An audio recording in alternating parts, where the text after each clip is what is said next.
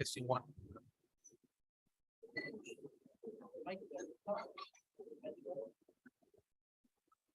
Testing one. Testing one.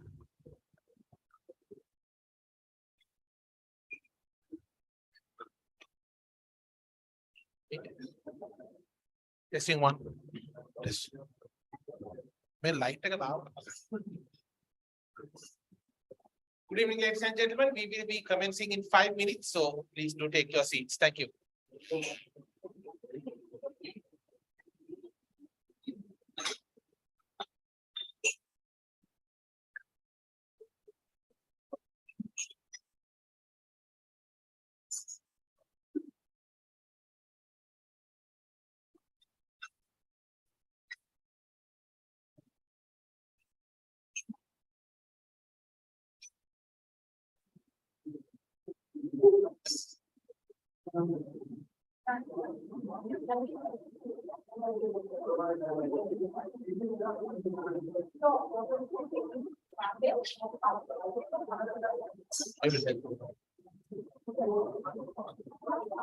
Testing one. Testing one. Testing one. Testing one. Two. Testing one.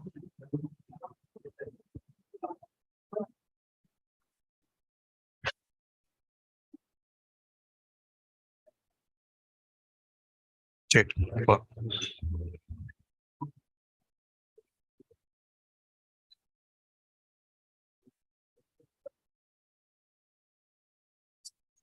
Ladies and gentlemen, we shall be commencing in 4 minutes.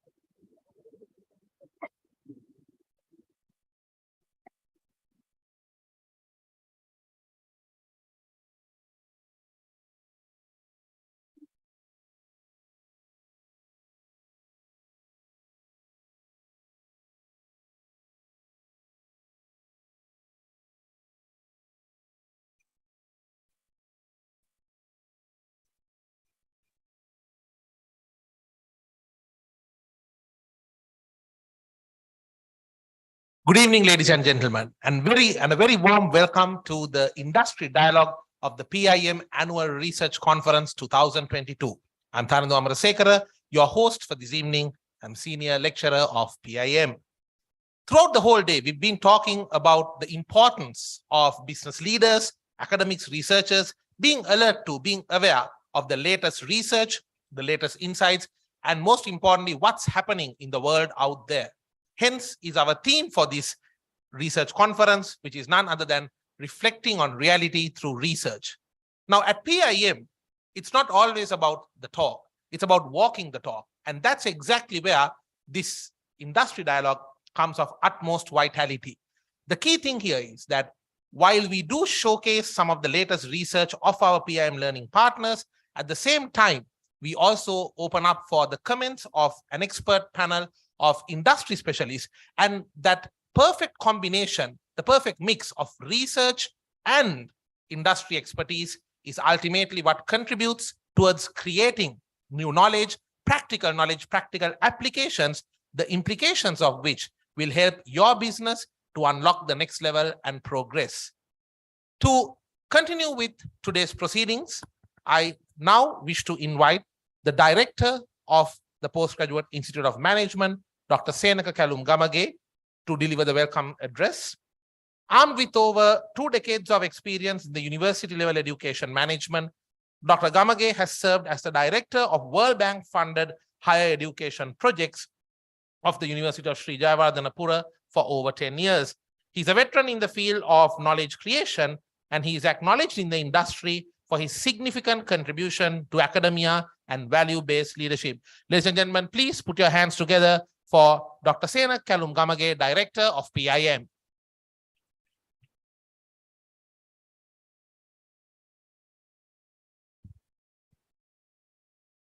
Thank you, Tharandu. Warmly welcome all of you to this very important session. This is the last session of our annual research conference. Today, from the morning up to now, we had a very fruitful and productive discussion about the research findings of our doctoral as well as our master students. So we are very happy regarding the proceedings happened until now. So now we come to the last final session. This is our industrial dialogue. It gives me a great pleasure to welcome all of you to this final session of the annual research conference of PIM 2022. Let me especially recognize the presence of the following very important personalities who are here for this industrial dialogue. First of all, I would like to specially welcome Dr. Mrs. Iddika Senaratne, Director General of Sri Lanka Standard Institute. Welcome, madam, for very specific purpose. As we know, PIM got the extension of quality education from SLS ISO certification 9001-2015 extended until 2024. She will be handing over that certificate to us today. So welcome for this very important session. Further, I extend my warm welcome to the industry dialogue panel members, very important for us to them. First of all, Mrs. Mahesha Amarasuriya, Director of MasterCard. Actually, they are one of our strategic sponsors of the PIM. And also, I would like to extend my warm welcome to Ms. Anjana Vijay Singh, CEO of the Perfect Business Solution and Services PBSS Group, also our strategic partner for this annual conference as well as our future events. And also, I would like to welcome our own Mr. Asanga Ranasinghe, Chairman of the SLSI as well as the PIM MBA Coordinator for this very important industrial dialogue. Further, I extend my warm welcome to the Ms. Triyanti Tevara Peruma, MD, Ceylon Oxygen, and also the chairperson of the Postgraduate Institute Alumni Association. Welcome, madam, to this session. I would like to welcome our moderator, former director of the PIM, Professor Ajanta Dharmasiri, and also the senior faculty member who will be moderating today's important session. Further, I would like to recognize Dr. Samantha Ratnayaka, coordinator of this very important industrial dialogue. I also like to welcome all the other PIM faculty members who are present here, paper presenters, especially the paper presenters who are going to present your findings to the industrial people today. all administrative and the non-administrative staff members who are present here. My welcome goes to our organizing committee. Their hard work, dedication to have this wonderful session today, whole day from 8:30 up to now. Thank you very much for your commitment and dedication to have this wonderful research conference, PIMAC 2022. Members of all our learning partners and other invitees participating through virtual as well as the physical in this particular platform. So I am pleased to welcome all of you to the PIM Industrial Dialogue. It's a key event of the PIMAC. This is held with the intention of linking the industry with the researchers, where the contemporary issues faced by the industry are discussed with the participation of academic industry practitioners and even policymakers. This helped to bring the industry and the academia closer together and strengthen the ties. This year, Industry Dialogue targeted knowledge translation, which provide the platform for the business-related debates. Our paper presenters who are going to make the presentation in front of the eminent panel members who are going to join this industrial dialogue will able to get the opportunity to discuss their applicability of their findings to the actual practices with the business leaders who will join for this session. With that note, while congratulating all the paper presenters who are going to make the presentation today evening, let me wholeheartedly wish PIMAC 2022 Industrial Dialogue great success. Thank you.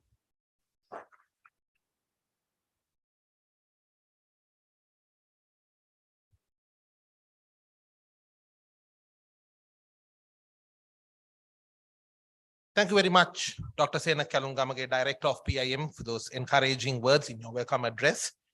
Now, it is time for a momentous occasion, which is the handing over of the ISO certification to PIM. Of course, PIM, an institution that constantly engages in unrelenting efforts to enhance the quality, and it always feels good to be recognized for those efforts. We will be having Dr.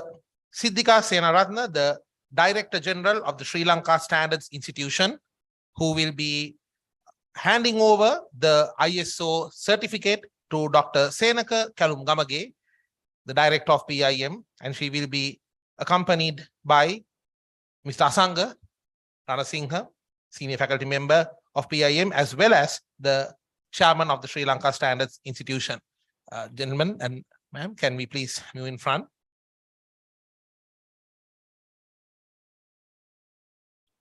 You can come to the front, sir.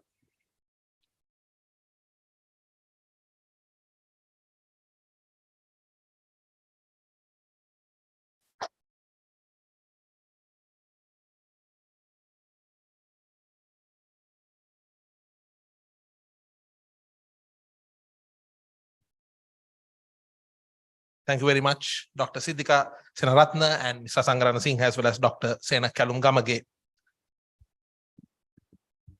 Now, time for messages from our very important corporate partners and sponsors. Ladies and gentlemen, please do focus on the screen.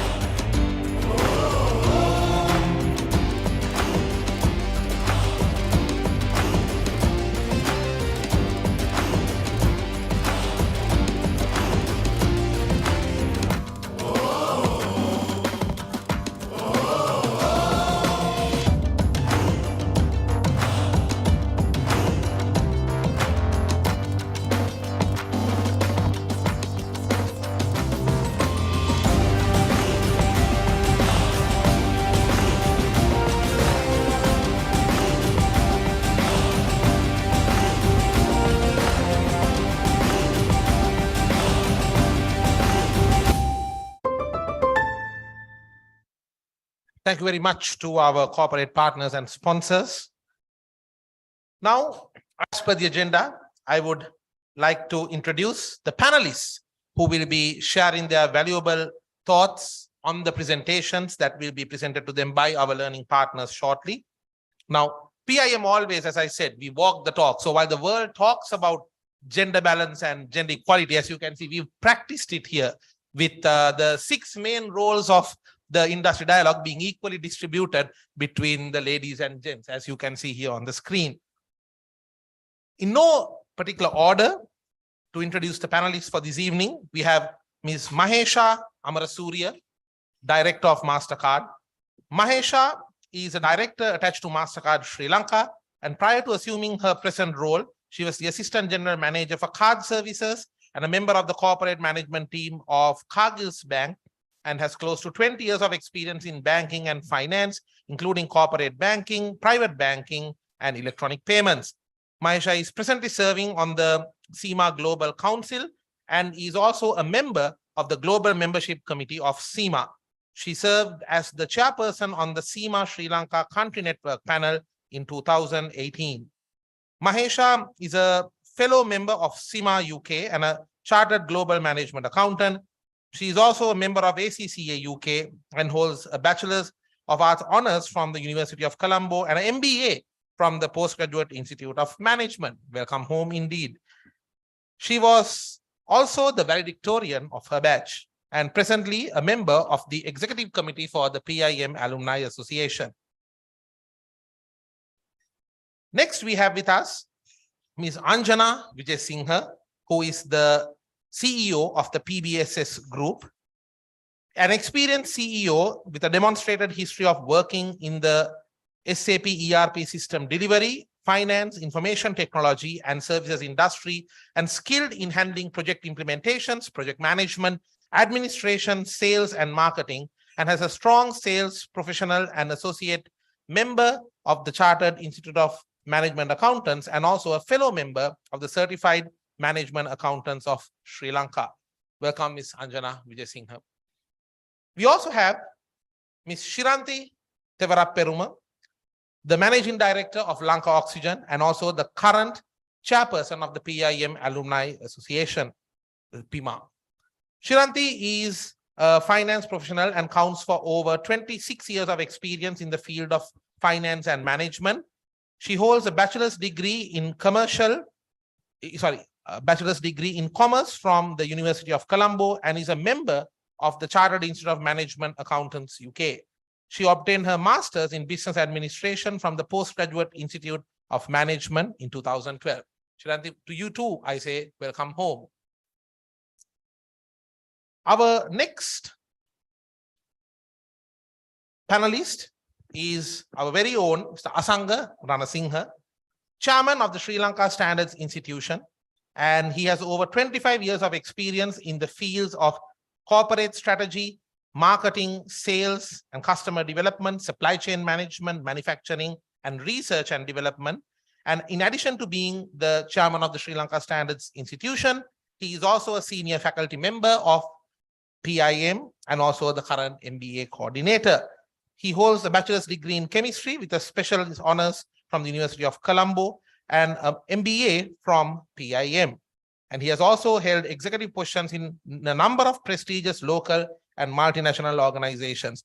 Mr. Ranasinghe, I believe you've been a part of many panel discussions in your career, but I'm quite sure this evening will be the most exciting one indeed.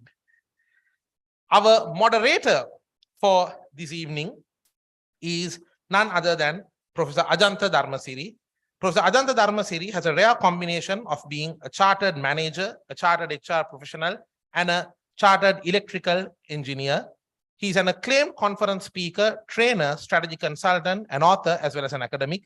He is the former director and former chairman of the board of management of PIM and an adjunct professor at Price College of Business, University of Oklahoma. Welcome, Professor Ajantha.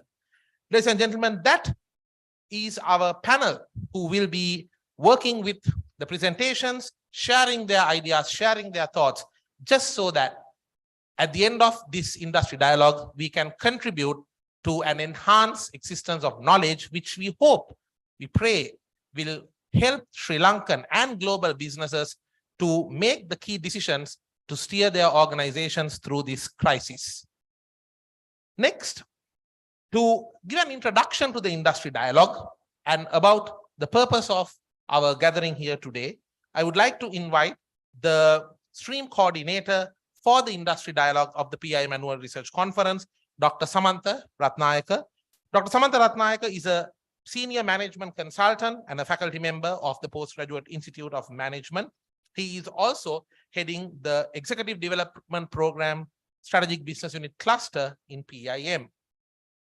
Dr. Samantha Ratnayaka has graduated from the University of Kalani with a special degree in Human Resources Management, an MBA from PIM, as well as a PhD from the Infrastructure University of Kuala Lumpur, Malaysia.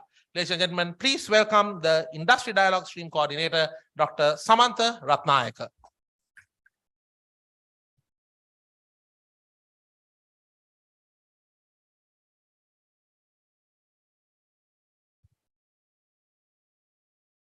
Good evening, ladies and gentlemen. The director, Dr. Sena Kalum Gamage, the co-chairs, Professor Ajanta Dharmasiri, and let me recognize the presence of Professor Nilaksi Galiti via virtual mode. You can see on the screen here. Distinguished faculty members, distinguished invitees, the distinguished panelists, the PIMA, the Executive Council representatives, PIM staff, and all the presenters, ladies and gentlemen. So my task within next 5 minutes is all about highlighting two things. That is about what is this industry dialogue is about and what is in it. So if I highlight that under the theme of PIMAC 2022, PIM Annual Research Conference, the reflecting reality through research, if you look at that overarching theme, where this industry dialogue is the last item of the agenda. So here we are going to look at the reflecting reality in multiple industries through research. So with that, when it comes to the theme is all about knowledge translation. So are we having enough or adequate effort to translate knowledge into application? I think if I ask about what is about industry dialogue, so that's one of the core challenges to the particularly higher education institute like PIM or those who are in higher education, because the general psyche is about it's about knowledge. It's knowledge, but can they practice? So this is the discussion in across industries.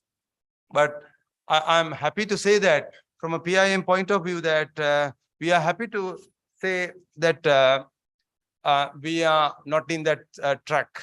Instead, we have a larger delivery purpose. So in that sense, if you look at this knowledge translation is all about the acquisition, the capturing knowledge and translating into multiple applications. So in that sense, apart from the PIM overall delivery under the vision, mission, and the relevant the driving pillars of the organization, what we are looking at in terms of getting this into a reality, because out in the industry, they are looking for complex problem solving. So from a PIM point of view, we are sharing, imparting a wider perspectives, which is called conceptual, subject knowledge. So where is a bridge? The subject knowledge, conceptual knowledge into the practical application. So in that sense, if you look at one of the core propositions of PIM, out of this final projects, it is not a general final project perspective. It is about how to looking at this complex problem solving into a realistic, meaningful manner. So in that sense, ladies and gentlemen, I am happy to say on behalf of the PIM entire distinguished faculty here, I'm just sharing my views as a stream coordinator of the industry dialogue. Here, the social research dimension, industry research dimension. So if you look at broadly, the social research dimension may not directly involving with the direct problem solving, but giving a lot of theoretical and managerial, social, practical implications for practitioners to acquire, take it and use it. It's amply there. It's a matter of taking it and using it. In terms of the industry research, it's all about direct intervention to solve problems.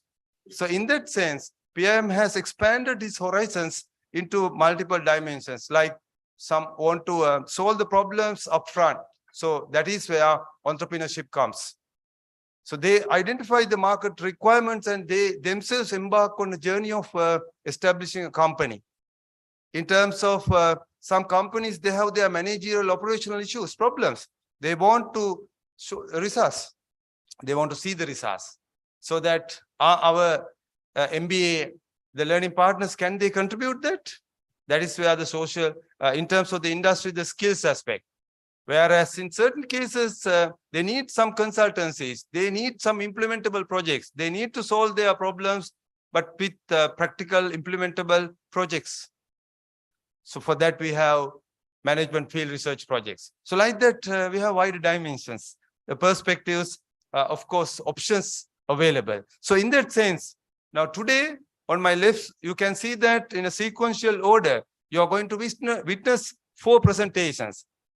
The first gentleman would talk about entrepreneurial aspects. So how he has embarked on a journey of starting a business. We call entrepreneurial skills research project. So you are going to see that how he has solved that problem and getting into a business of establishing and doing something worthwhile. The gentleman next is looking at the aspect of a company problem, taking a problem, solving it and showing the results, giving the real value addition to the organization. Whereas if you look at the third one, in fact, that is a management field research project. So second one is we call management skills research. The third one is called managed field. That is broadly like a consultancy.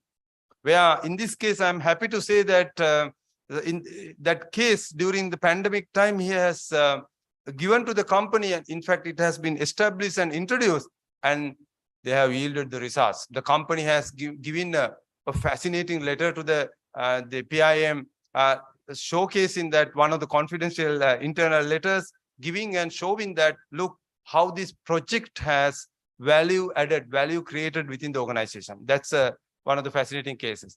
And finally, we are not like just leaving here the social research dimension. So that is where this lady would present about how the social research perspectives give managerial implications for most of the problems which we are encountering. So all in all, which you are going to showcase the 4. So in my front, I can see that the 4 different the versatile panelists, now they can come and look at how they can apply this knowledge, how they can see the areas where that they are encountering from these areas, what learning we can take it home, like we can use it, or are there any other suggestions, or there are other ways, so that their views are also vital. I'm sure Professor Dharmasiri would get those derived, and that discussion we are eagerly waiting for. So all in all, it's all about value creation. As you know, it's a matter of always the higher education institute like us has a major implicit task of getting this knowledge translation into a practice. So if I put it to 3 words, it's like not just value for money. It is not value adding also. It's about value creation. So the companies are looking for value creation. For that, are we ready? So this is one of the showcasing moments. So I would invite you to all to enjoy that intellectual journey. Thank you very much. Good night.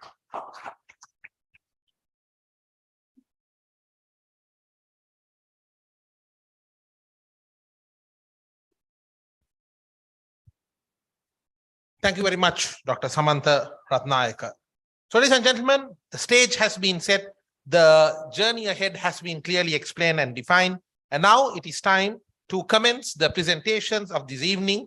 They are the stars of the evening, one would say, because it's their research efforts that we present to you today. And we hope our industry panelists will benefit from these information shared, and their comments will further enable them to take their research forward and add more value to their corporate activities as well as the economic activities of the nation.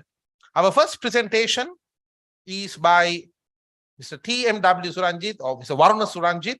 It's a research that has been carried out by Mr. Varuna Suranjit and BAS in Indwara. The title, Establishing a Business to Provide Employee Performance Management Systems to IT companies. Without further delay, let me hand over the forum to. We will hand over the forum to Mr. Varuna Suranjit, and all the presenters have been given 15 minutes. And at the end of the first 10 minutes, you will hear the bell. Kamalin, I believe you are there. Yes, right. We will hear the bell as a reminder, and then at the end of the next 5 minutes, the bell will be rung. Thank you very much.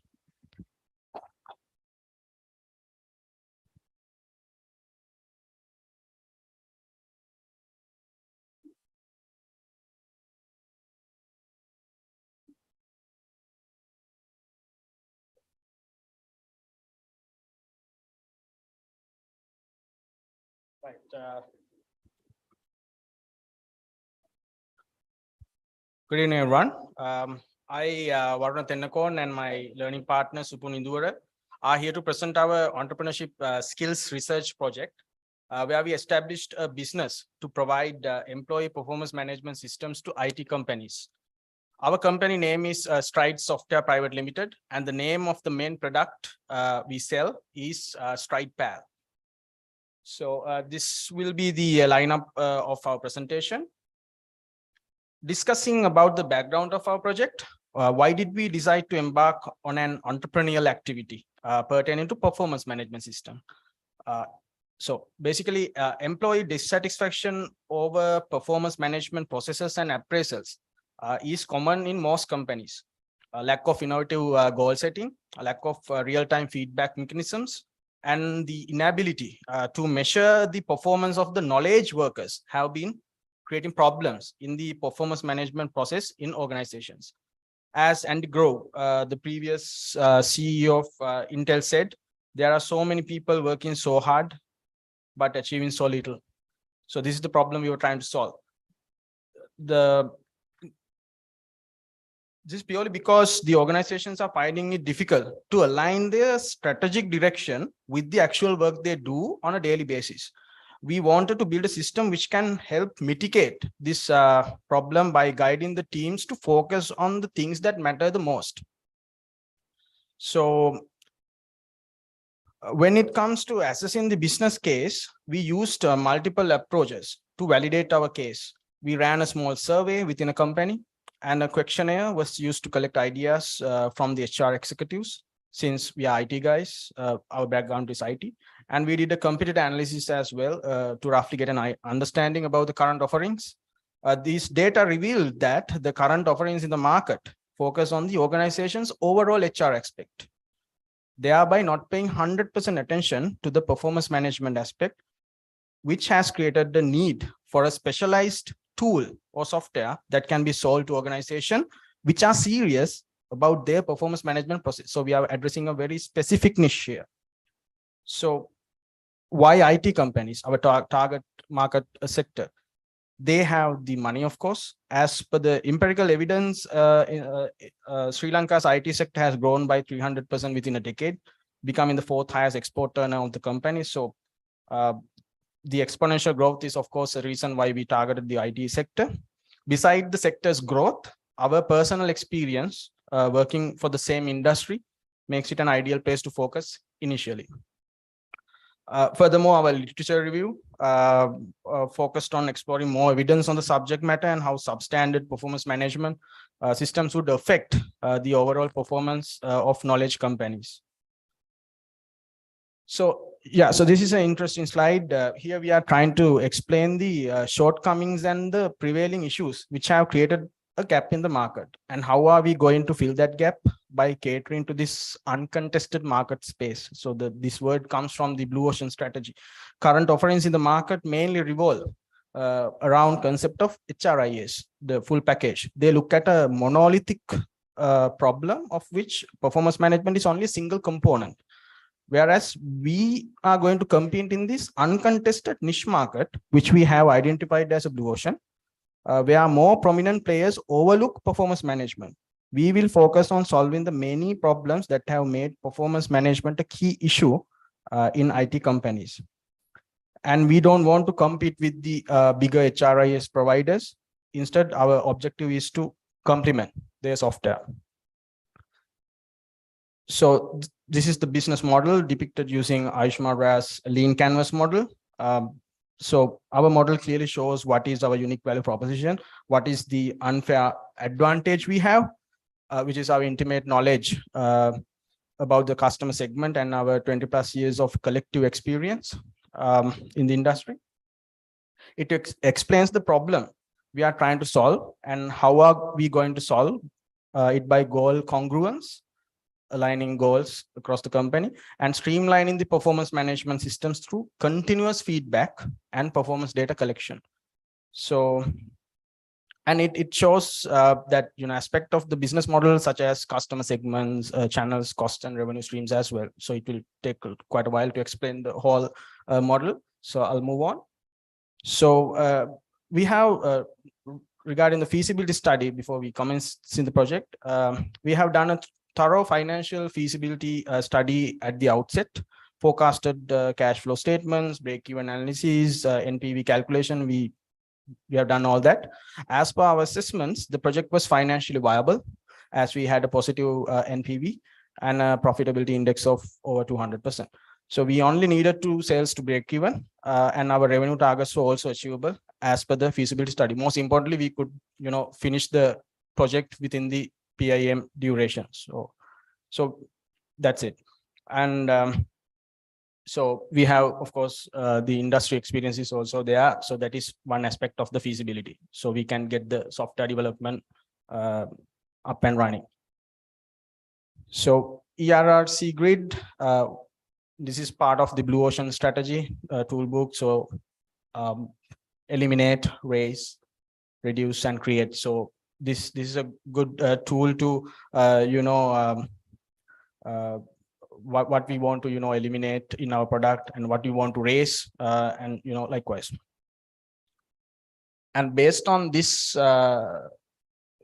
inputs, we are depicting in a graphical tool, another diagnosis tool in Blue Ocean strategy canvas. So basically what we wanted to highlight is like how we position ourselves when compared with the other players in the same arena. So moving on to the entry wedges, the 2 types of customers with that we had to cater: customers with no existing HRIS and customers with existing HRIS. So our motto is complement, don't compete. So this is the work breakdown structure. We used a phase structure, and our main project components were initiation, planning, execution, and closure. So adhering to all the PIM requirements for the MBA. Yeah, moving on to the interesting parts.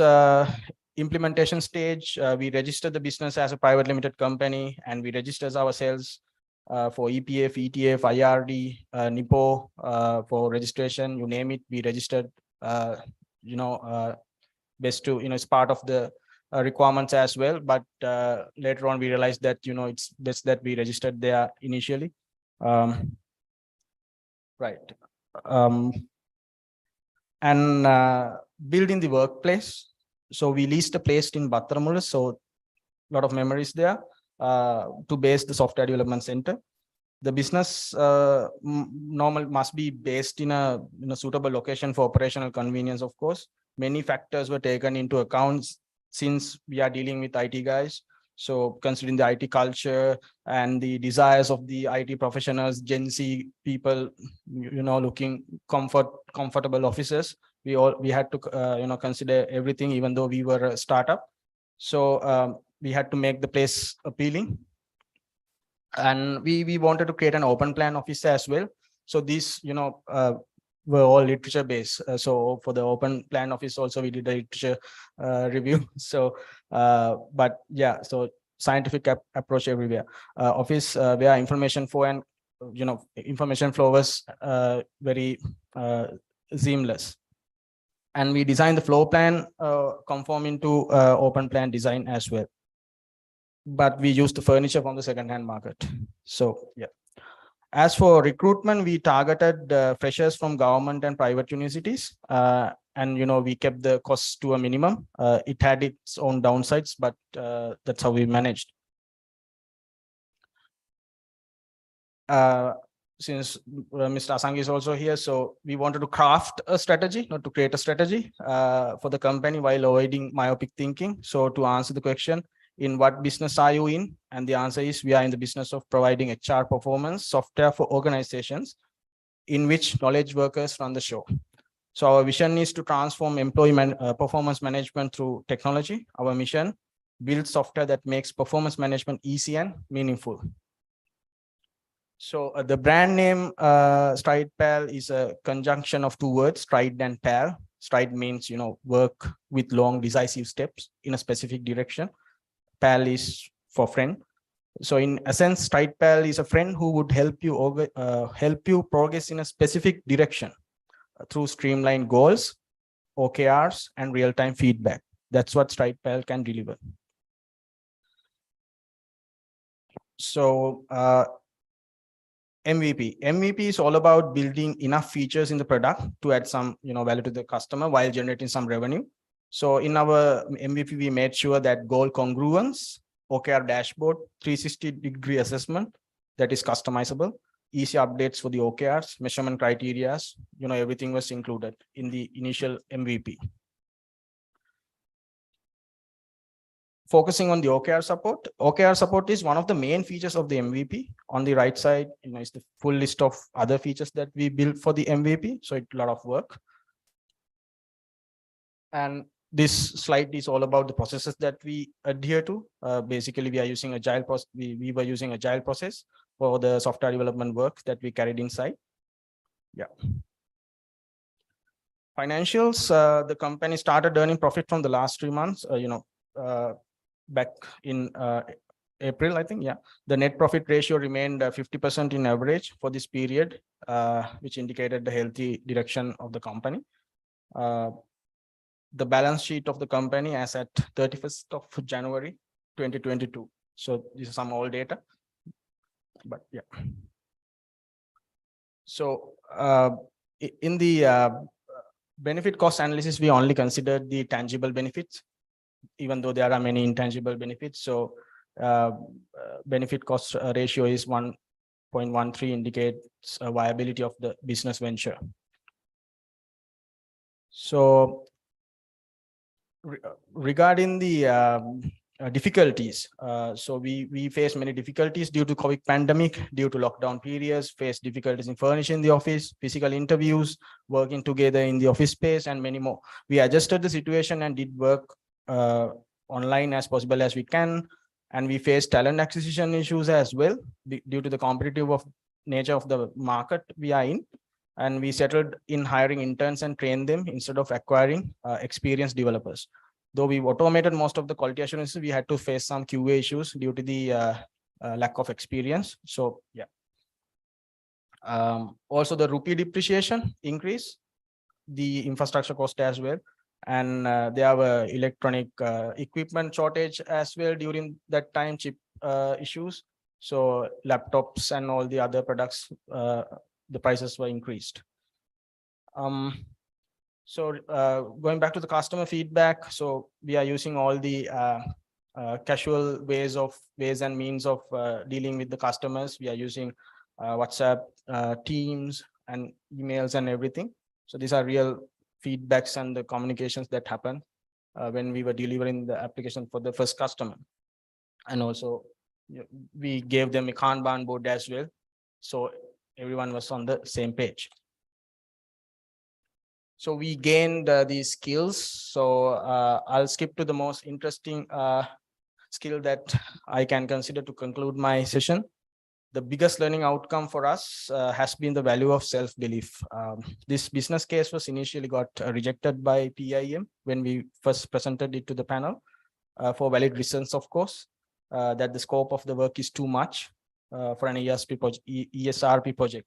However, I and my colleague took the risk and said, we will do it even if we don't succeed, and we will take the responsibility. I was even prepared to risk my merit pass. Eventually, we scored A+ for the project, and we both consider that as the biggest learning outcome of our MBA at PIM. As Theodore Roosevelt once said, believe you can, and you are halfway there. So Finally, this entrepreneurship research project allowed us to improve ourselves. And we like to thank everyone for giving us such a great opportunity. And I want to specially thank Dr. Travis for being our mentor and supporting us throughout, and for his encouraging words to stick with the ESRP project against all odds. So thank you, everyone.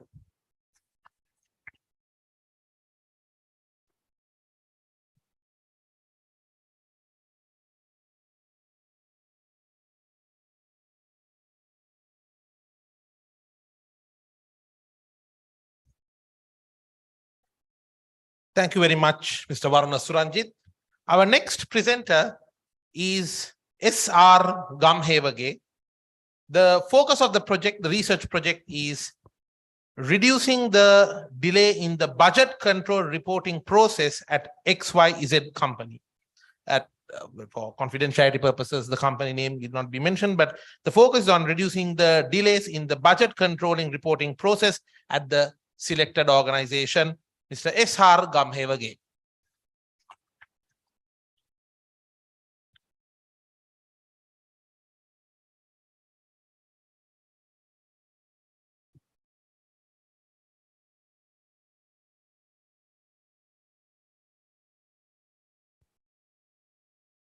Good evening.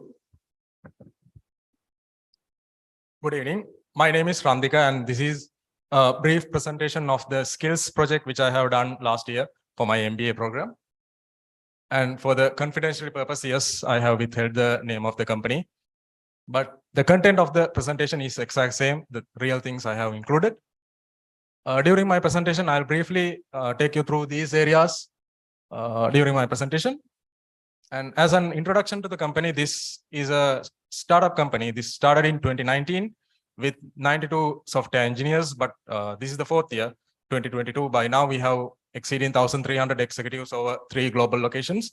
And over the past 4 years, we have grown so fast. And quite now, we are a mid-scale business in Asia. And our main purpose is serving the group. We are belonging to a telco group, and we serve the group as an IT hub within the group itself, which is 100% owned by the company, owned by the group.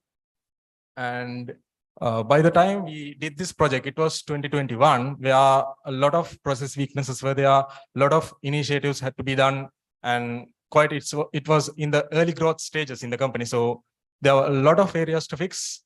And this is one of the areas we fixed in last year. The project problem in my report was the continuous delays we had in our internal budget control reporting process. It was one of the internal reporting processes which was critical and which was demanded by stakeholders, where we used to share customized budget versus actual reports with the internal stakeholders about their performance in their respective areas. And this is especially focusing the financial budget, where the financial budget was compared with the financial performance of the company. In terms of expectation, we had a expectation set that we need to share these reports within 6 working days with the stakeholders. That was determined based on a lot of internal factors, based on the other timelines we have to comply, other group reporting we have to do, other compliance work we have to do. But in reality, it was taking average 8 working days during the past observed months.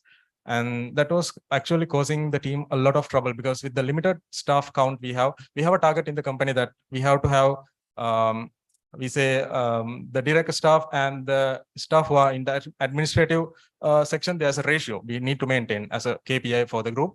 So with the limited staff, we have to achieve a lot of timelines, a lot of reporting as the finance team. So this was causing a lot of delays in other work, and we wanted to solve that as a team together.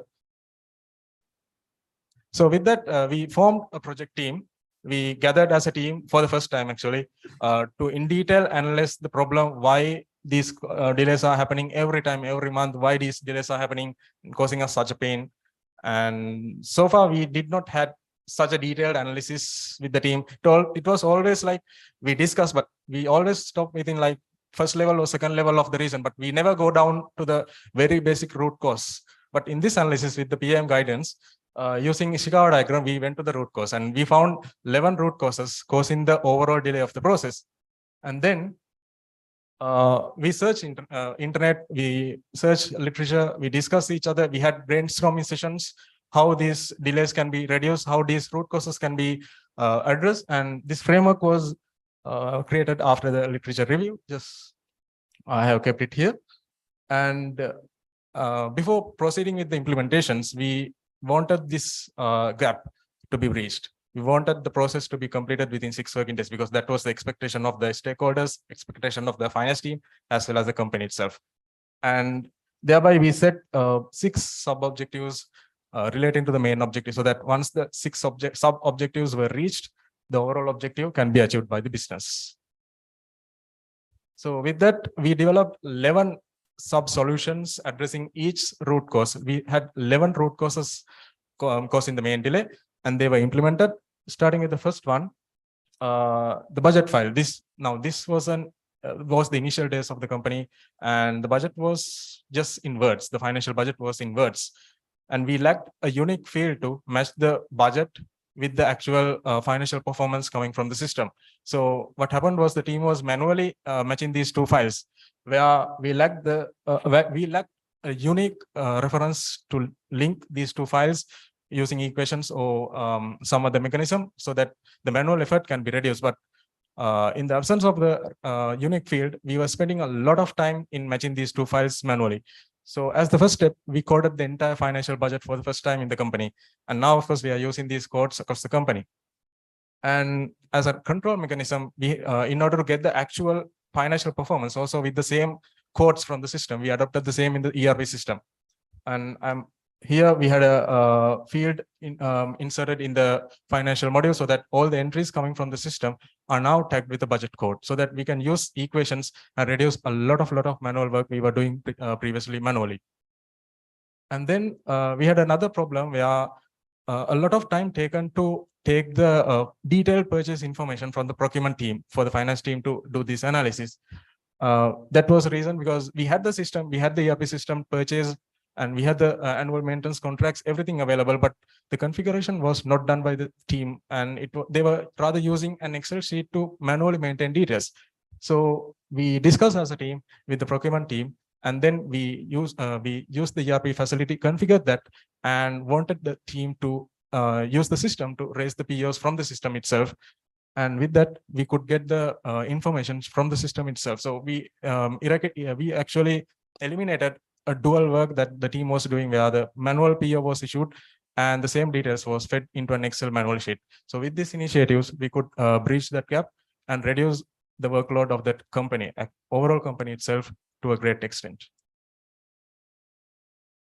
And then for the data collection, after the data was rearranged, where you can compare with the actual and the financial budget, once the data is rearranged, we had to collate the data, because the data was arranged by different team members, and there was a requirement to collate these to one consolidated file, where it was also done manually by the team. But then we come up with this a tool which was again available within the business, which is Microsoft Power BI, which is quite widely used in the business world, maybe a little less in Sri Lanka, but widely used in the overseas, and quite it's a over-the-counter software which can be brought with the Microsoft licenses. So with that, we developed a BI model so that the collation can be done automatically without doing manual efforts. And then we created a financial model using Excel, where the collated data can be fed into the financial model, and the financial model does the next level calculation, those variances, the different flavors of the reports we can share with the stakeholders, which there was no discipline previously with the company. We were using ad hoc reports, whereas now we created a financial data model, which was again consolidated as a reporting package later. So where we do all the calculation just once, reducing all the repeating work we were doing previously, where we were making customized reports for different stakeholders, repeatedly doing the same activities again and again. But with this initiative, it was just one-time effort. We consolidated all the reporting, all the budgets, combined them with different data fields, and then made like one consolidated, one budget file, one actual entries model, so that all the calculations can be done within like just seconds once the data is fed properly. Then after that, we had a control weakness with the system, that we didn't really do any mid-month review of the actual entries. We just always waited until the end of the month to review the entries, to check any errors are there. It was just lacking discipline on that area. And that was happened because we did not have much time, I would say, rather not in, and this was quite a boring, I would say, a quite time consuming activity as well. So none of the team members performed a mid-month review, but then we discussed that this cannot be taken forward. We have to do a mid-month review. We have to have the discipline in the company, because as we grow, because we started it only 90 people, but now we have exceeding 1,300 people and 3 locations, 3 subsidiaries to manage. Just the same team we had in 2019, not a single person has been increased, though the company's scale has grown like multiple times. It's the same team. So we were really struggling and we wanted that to happen. We decided that we cannot take it further, and we will do the mid-month review as a must procedure. And to help that, we actually developed a dashboard that we cannot do it with Excel sheets anymore, or manual work gliding through each and every entry or each and every section. Rather, we developed a dashboard using the Power BI model itself, using the visual pane of the Power BI, where all the outliers, all the variances, all the calculations we can see.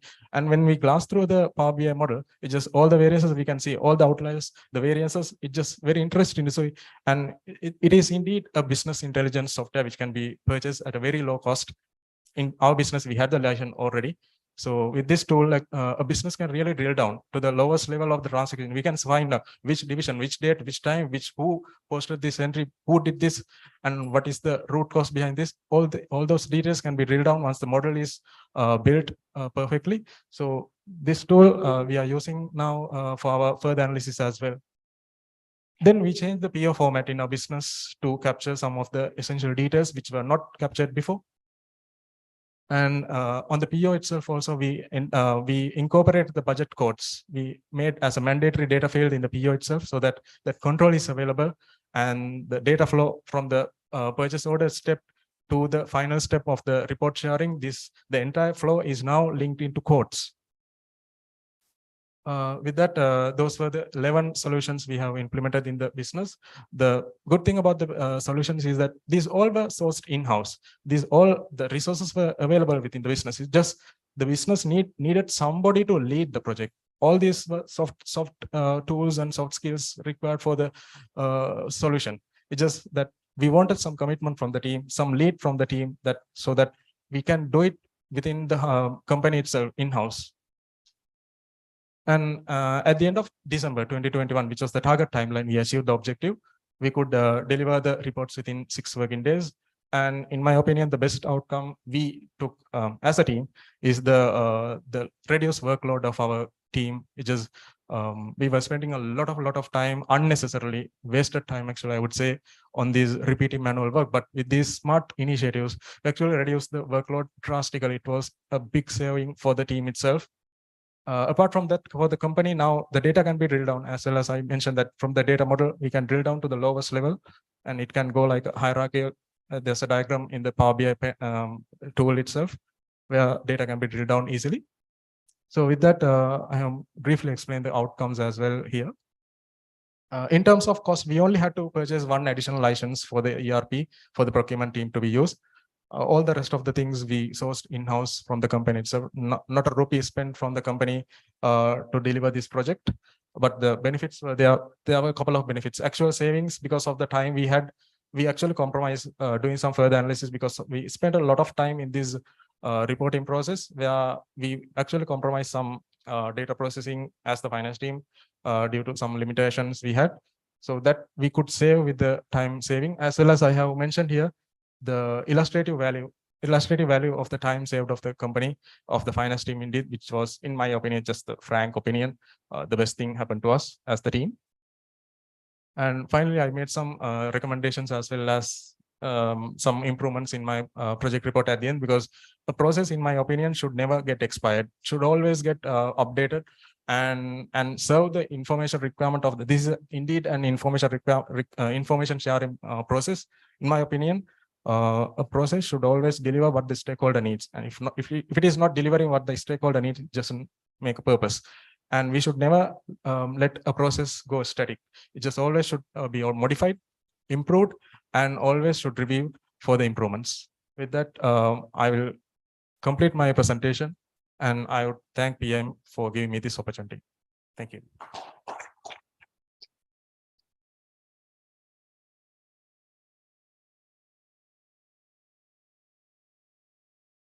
Thank you very much, Mr. S.R. Gamhevage. Next, the presentation is from GAA Rukshan, and the focus of this research presentation is receiving foreign nationalities for ship repairing projects during pandemic. Receiving foreign nationalities for ship repairing projects during the pandemic. Mr. GAA Rukshan.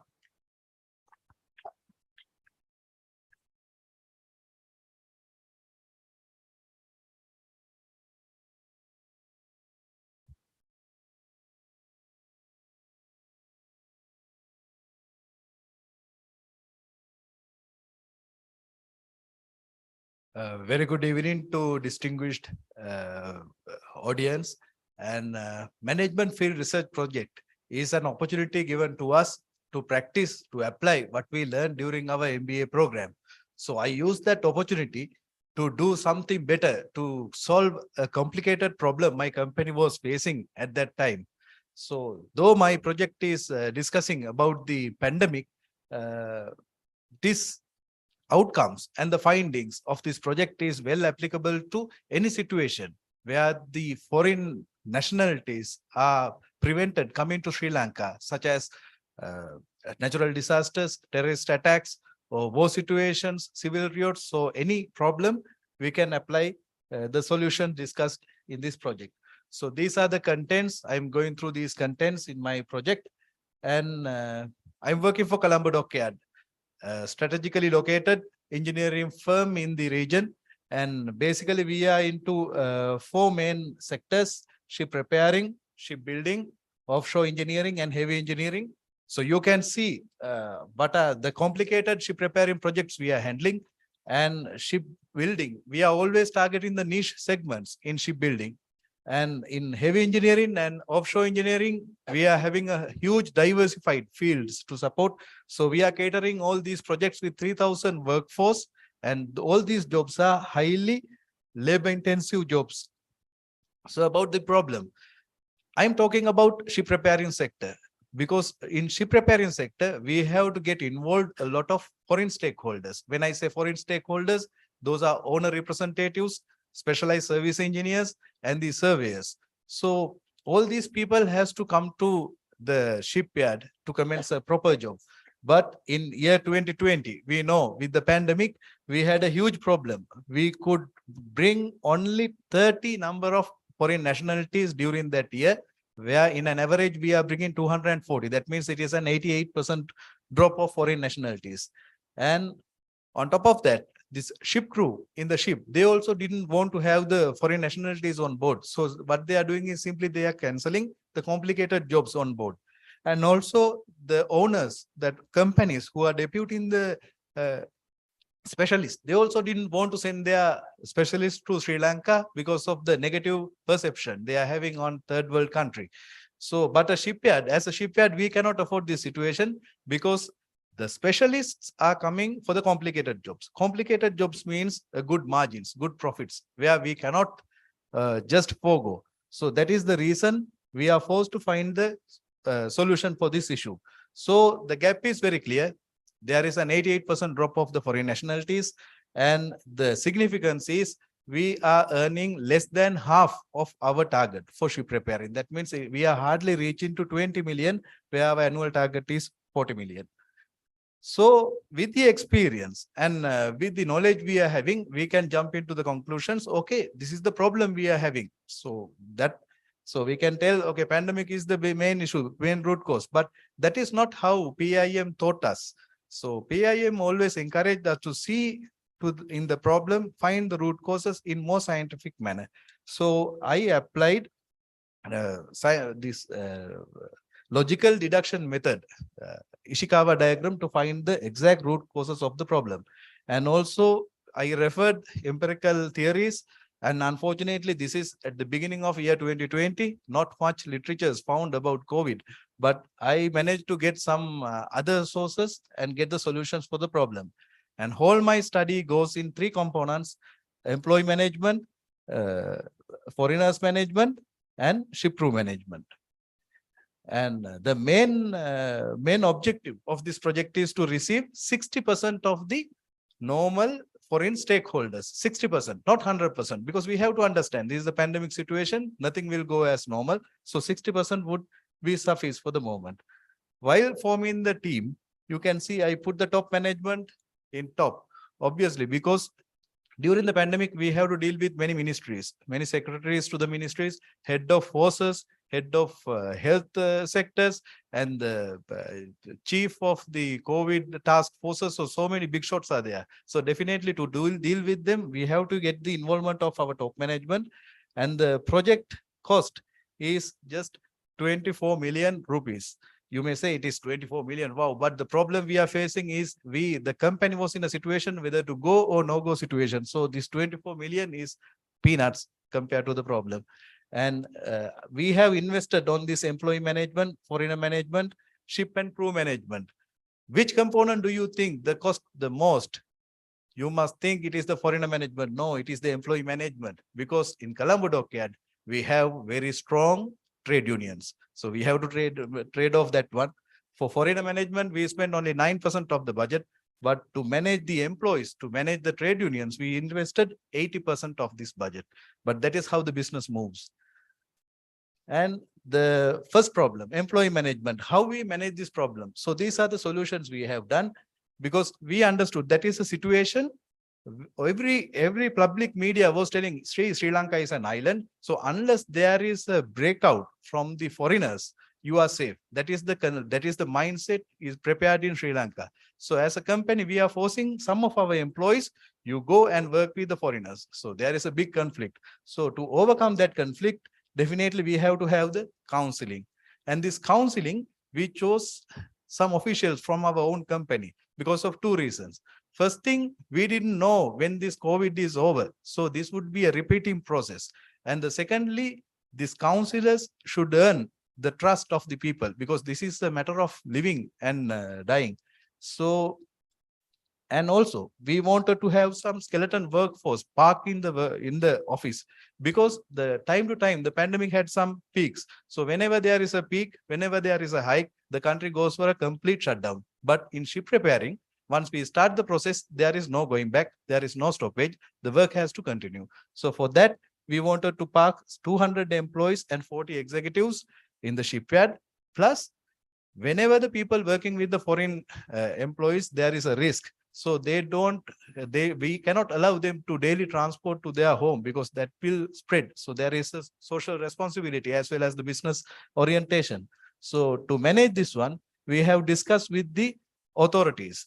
So process flow diagram found to be the most attractive way of communication. Actually, initially we made this one to understand the process for ourselves, but finally we found we have to discuss with the politicians and trade unions and medical officials, health officials, security people, engineers. So many professions are coming together.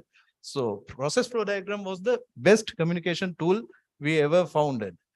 And number two, foreigners management. So I'm taking you to the May 2020. So that is the time the country was completely shut down. All the airports are closed. So no foreigners. Even people see a foreigner, they can run away very easily. So in this situation, we have had some processes. We discussed this one with the high authorities, Civil Aviation Authority and Ministry of Health. So many involvements were there. And we had rounds of discussions, and we had an SOP to receive the foreigners, to issue the visa, to issue the tickets. So these things.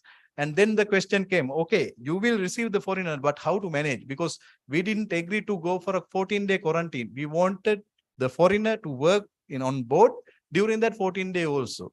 So that is the time we got the approval to operate a quarantine center by ourselves with the biobubble concept. So this is, I'm talking about May 2020. That is the time nobody heard about this biobubble concept. Even we also didn't hear, we also don't know. That is why we used safe house. We call that quarantine center safe house. So Colombo Dockyard, I can proudly say Colombo Dockyard is the very first entity practicing the biobubble concept during this pandemic. And this is our bungalow. We have converted our holiday bungalow into a quarantine center. And there is another case. Now, everything is set up, foreigner is coming, he can work in the shipyard. But what if there is a positive case. So for that also we have to find the answer. So here we are talking about 7 scenarios. 7 scenarios. So all the positive cases, in any positive cases, we have an SOP. So that way we have convinced the local authorities, and also we had some backup plans. We have agreements with the hospitals and treatment centers. And we introduced the master guideline. Everything is A to Z, everything is mentioned here, including tea time. How to behave in the tea time also mentioned here. And after doing all these exercises, now it is the time to call the foreign nationalities, because that is our main purpose. So we used all our network to educate the market. Colombo dockyard is ready to work during the pandemic. So don't worry, come, we are ensuring the safe handling. So these are some of the approaches, and even we made some video clips to circulate around. Item number 3, ship crew management. This is also the same scenario, because the local authorities didn't want to have the ship crew on board. They were not allowed to land on the Sri Lankan land. So we had to get the approval for the SOP we prepared. That is fine. After getting the approval, the funny thing happened, because the ship crew anyway, they didn't want to come out of the ship, because they were scared they will get the COVID infection from Sri Lanka. So they didn't want to come. Therefore, we had to ensure them, okay, don't worry, you stay in the ship. We will take care of the other affairs on behalf of them. But the foreign specialists, they have to go on board to do the work. So when they are going on board, the ship crew were running away. So simply what we have to do, we had some RFID bands to them, and we had some antennas to trace, to track where the foreign nationalities. That's how we were managing. And also, sorry. And then these remote operating inspection and communication tools. So though these are used for some sports and those activities, we use them for the purpose of doing business. So we allowed these items to wear and do the job over there. So all the ship crew, they were given some extra comfort, because they could sit back and relax in their cabins, and they could monitor all the works happening on board as well as in the workshops. And also the traditional layup. Normally in ship repairing business, we are dealing with heavy components, huge components. So normally what we are doing is we take all the tools, all the resources, go on board and do the job there. But as per the ship crew's concern, we had to limit the number of people coming on board. So instead of going on board and doing the job, we had to take the heavy material, heavy components to an open area for extra precautions and do the repairs. After that, limited people will go on board and fit it in place. So this is how we were managing. And in summary, we manage employees by counseling and giving some accommodation. And foreigners, we manage with some SOPs and with the safe house operation. Now we can call it biobubble concept. And we had made the awareness in the market.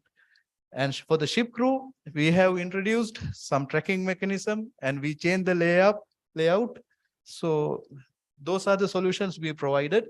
And the outcomes were very interesting, because we had a stable ship repair revenue as planned. And also we earned the confidence from our employees. So attendance were never dropped, and we managed to secure the high margin jobs from the ships also. Benefit cost analysis. This is the most interesting part to my top management, because we were targeting to earn 30 million US dollars from ship repairing, because in 2020 we earned only 20 million but sorry, but after implementing this system, we earned $44 million in ship repairing. I will tell the reason. The secret is indirect benefits, because this is the time Singapore was completely shut down. China, anyway, still it is shut down, and the Middle East also going in a very safe mode. But in Colombo, we are aggressively bringing the people, and we are working, and the word of mouth also spreading very fast. So we managed to secure some client bases, some preferred clients to other competitors to come to us. So these clients, now what happened is, now the relationship is so strong, they don't want to go to our competitors, and they are repeatedly coming to us. This is the reason, even though we targeted 30 million US dollars, now in 2021, we earned 44 million. And in this year also, I cannot disclose as per my position, but this year also would be a very nice year for ship repairing at Colombo Dockyard because of this. Because this situation, this COVID situation, we managed to turn into a blessing. So we have a permanent employee base at the moment. And some recommendations I have given. So this is what we have earned.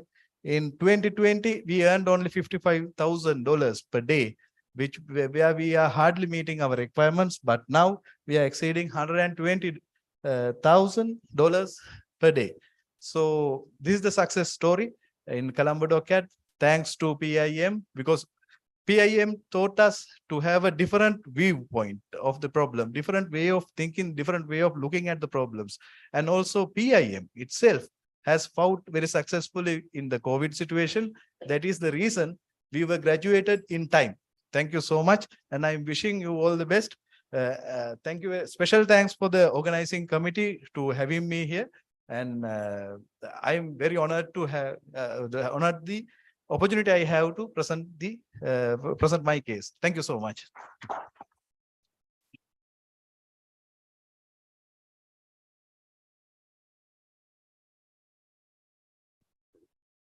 Thank you very much, Mr. G.A.A. Rukshan. Our final presenter for this evening is Ms. A.W. Henadirage, and her research is titled as Integrated Thinking of the CEO, Transformation and Improved Systematic Performance, a Case in Sri Lanka.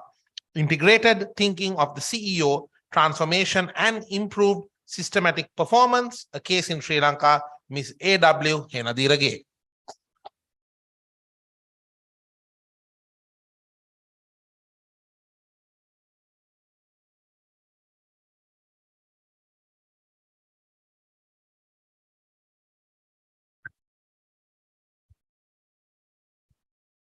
Good evening, ladies and gentlemen. I am Amali Henadirage, and my thesis topic is Integrated Thinking of the CEO, Transformation and Improved Systematic Performance Case in Sri Lanka. So this is the outline of my presentation. And first of all, let's be clear on two concepts. Integrated thinking means having a holistic understanding about your organization, and transformation means making changes to both systems and culture of your organization. So what was the research problem? We all are experiencing change, including organizations, and the ability to manage change is a core competence. So according to PwC, out of 7 managers out of 10 have experienced handling a crisis during the period of 2015 to 2019. And what about Sri Lanka? So based on the current situation in Sri Lanka, it's really challenging for all the organizations to not to grow, but to survive. So Sri Lanka was ranked low on key business environmental indicators in 22. So in one hand, the changes and challenges which are faced by the organizations are increased. And on the other hand, the organizational change efforts failure rate is higher, which is like 70%. So suppose your organization is in a really challenging situation and you have to make a transformational change in order to get rid of that situation.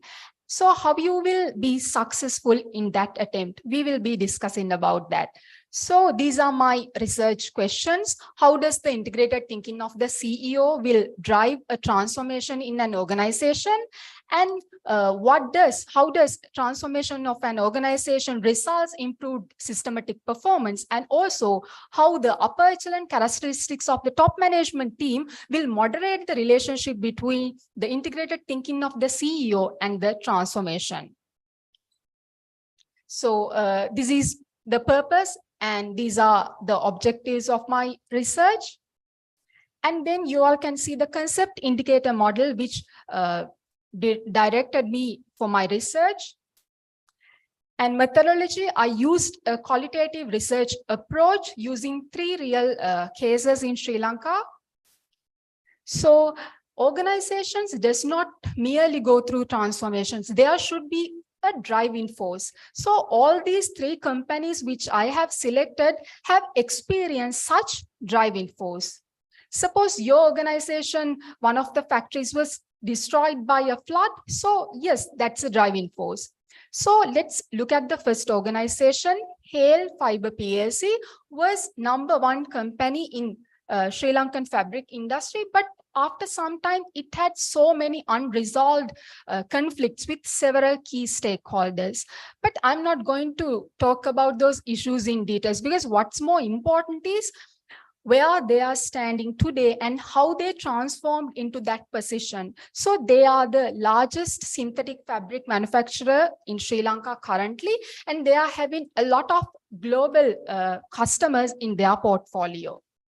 So y'all can see, I have studied several aspects to understand the integrated thinking of the CEO. So if I look at the integrated thinking of this company, this CEO was emphasized on being honest, fair play, discipline, effective communication, walking the talk, and being agile with regards to his philosophy. And also he mentioned that he's really committed to sustainability, because not only by words, but by practice, because they were having the largest single rooftop solar power panel in their company, and recycling water. Y'all can see paddy fields, vegetable cultivations, bird sanctuaries, and also these wetland parks.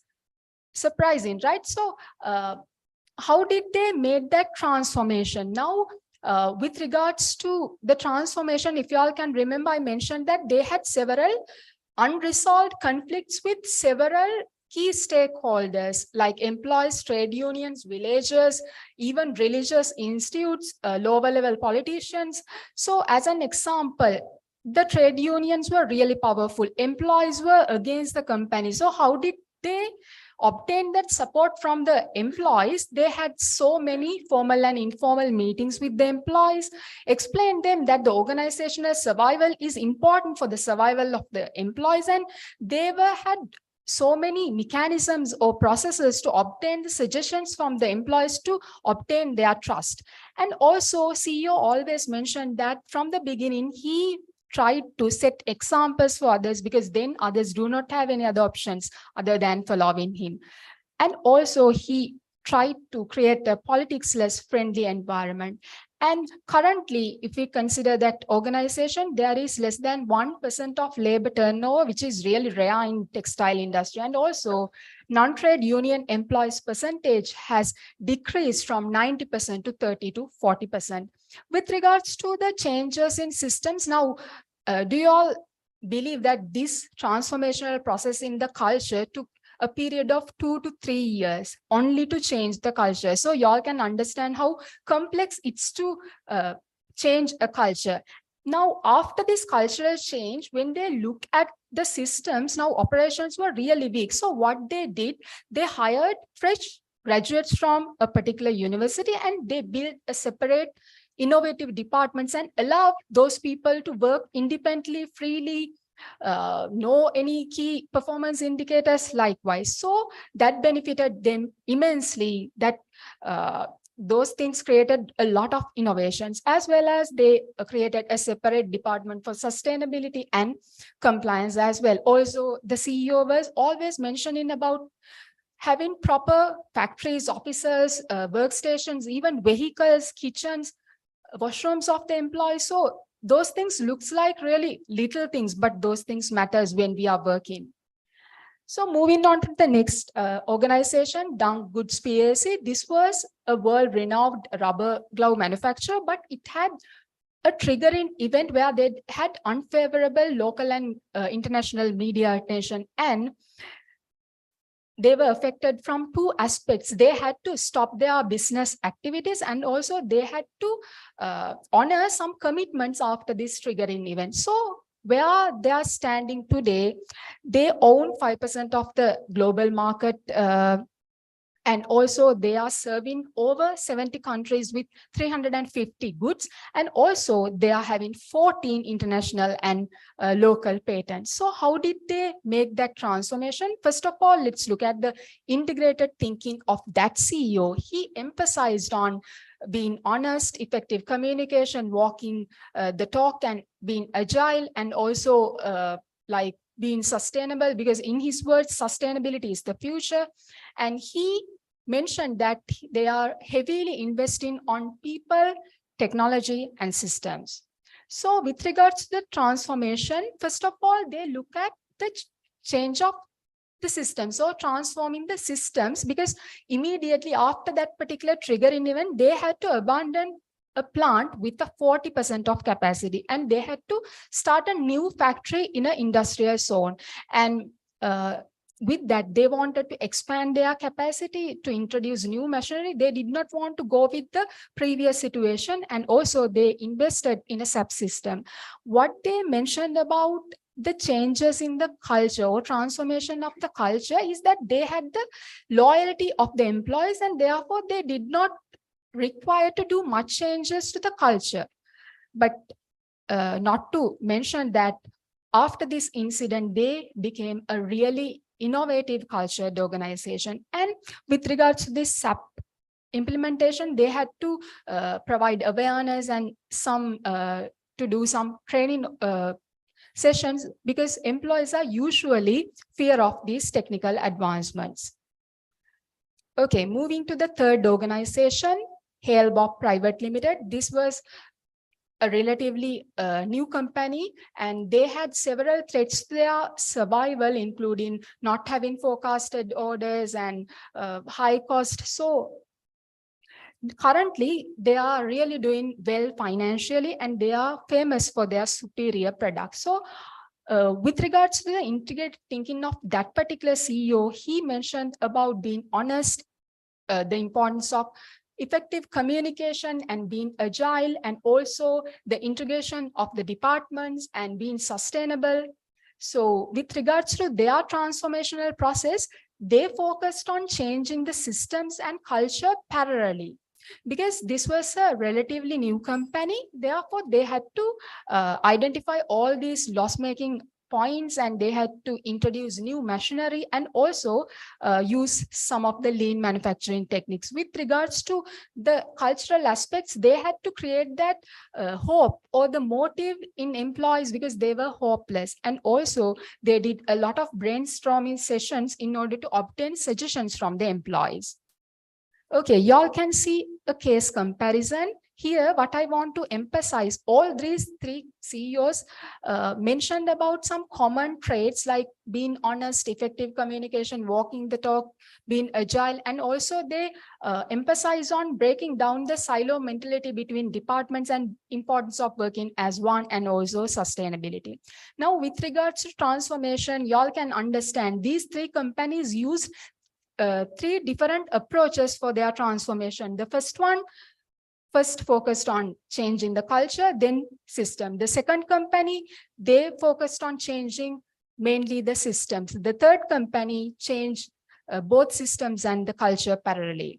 So with regards to improved systematic performance after this transformation, they all had a really impressive performance. You all can see some of the facts and figures. And with regards to upper echelon characteristics, now your CEO can be very talented, very innovative, but he can't do this without the support of top management. So top managers was mentioned about these traits like having common sense, being practical, experience in the same industry and organization, experience, passion, postgraduate education. Those traits help them in this transformational process. So these are my theoretical implications. So the proposed framework of my study can be used as a guide for CEOs and top management members. So managerial implications, the most important thing. Integrated thinking begins with the CEO and then should be cascaded down through other managers. And when more integrated thinking is embedded in the philosophy of the CEO, that will be manifested in all other employees because they are following the CEO. And then greater the integrated thinking of the CEO, greater the vision of him, greater the sustainability aspects. And if I talk about the transformation, the CEO drives the transformation with the support of the top management. So in conclusion, y'all can see change is a regular feature, and there is no such one size fits all approach for change. CEO drives the transformation through his integrated thinking. In transformation, the changes to systems and culture is important, and the CEO drives the transformation with the help of the top management. So before concluding my presentation, I want to mention about this. I could interview 9 great personalities from these organizations, and I want to conclude my presentation with 3 my favorite quotes from these CEOs. The CEO from the third organization mentioned that the environment is dynamic. Unless you adjust yourself to this dynamic environment, you won't be succeeding.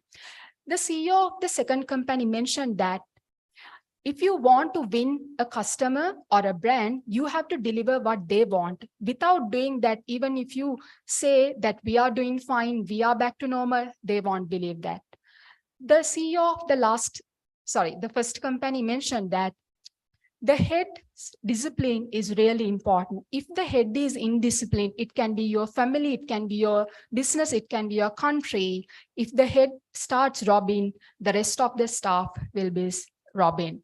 Really applicable to Sri Lanka. So thank you very much for being my audience for tonight. Thank you, Dr. Travis Pereira, for being my research supervisor. Thank you, PIM, for giving me this opportunity, and it's my privilege to present in front of you all. Thank you.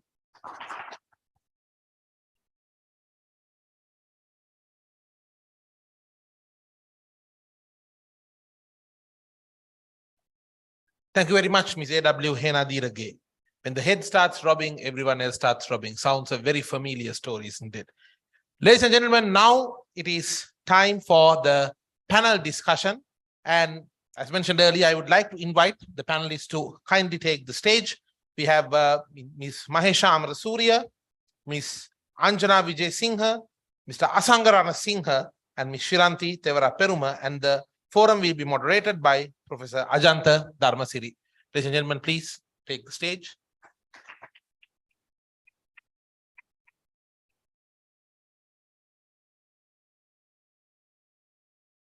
Over to you, Professor.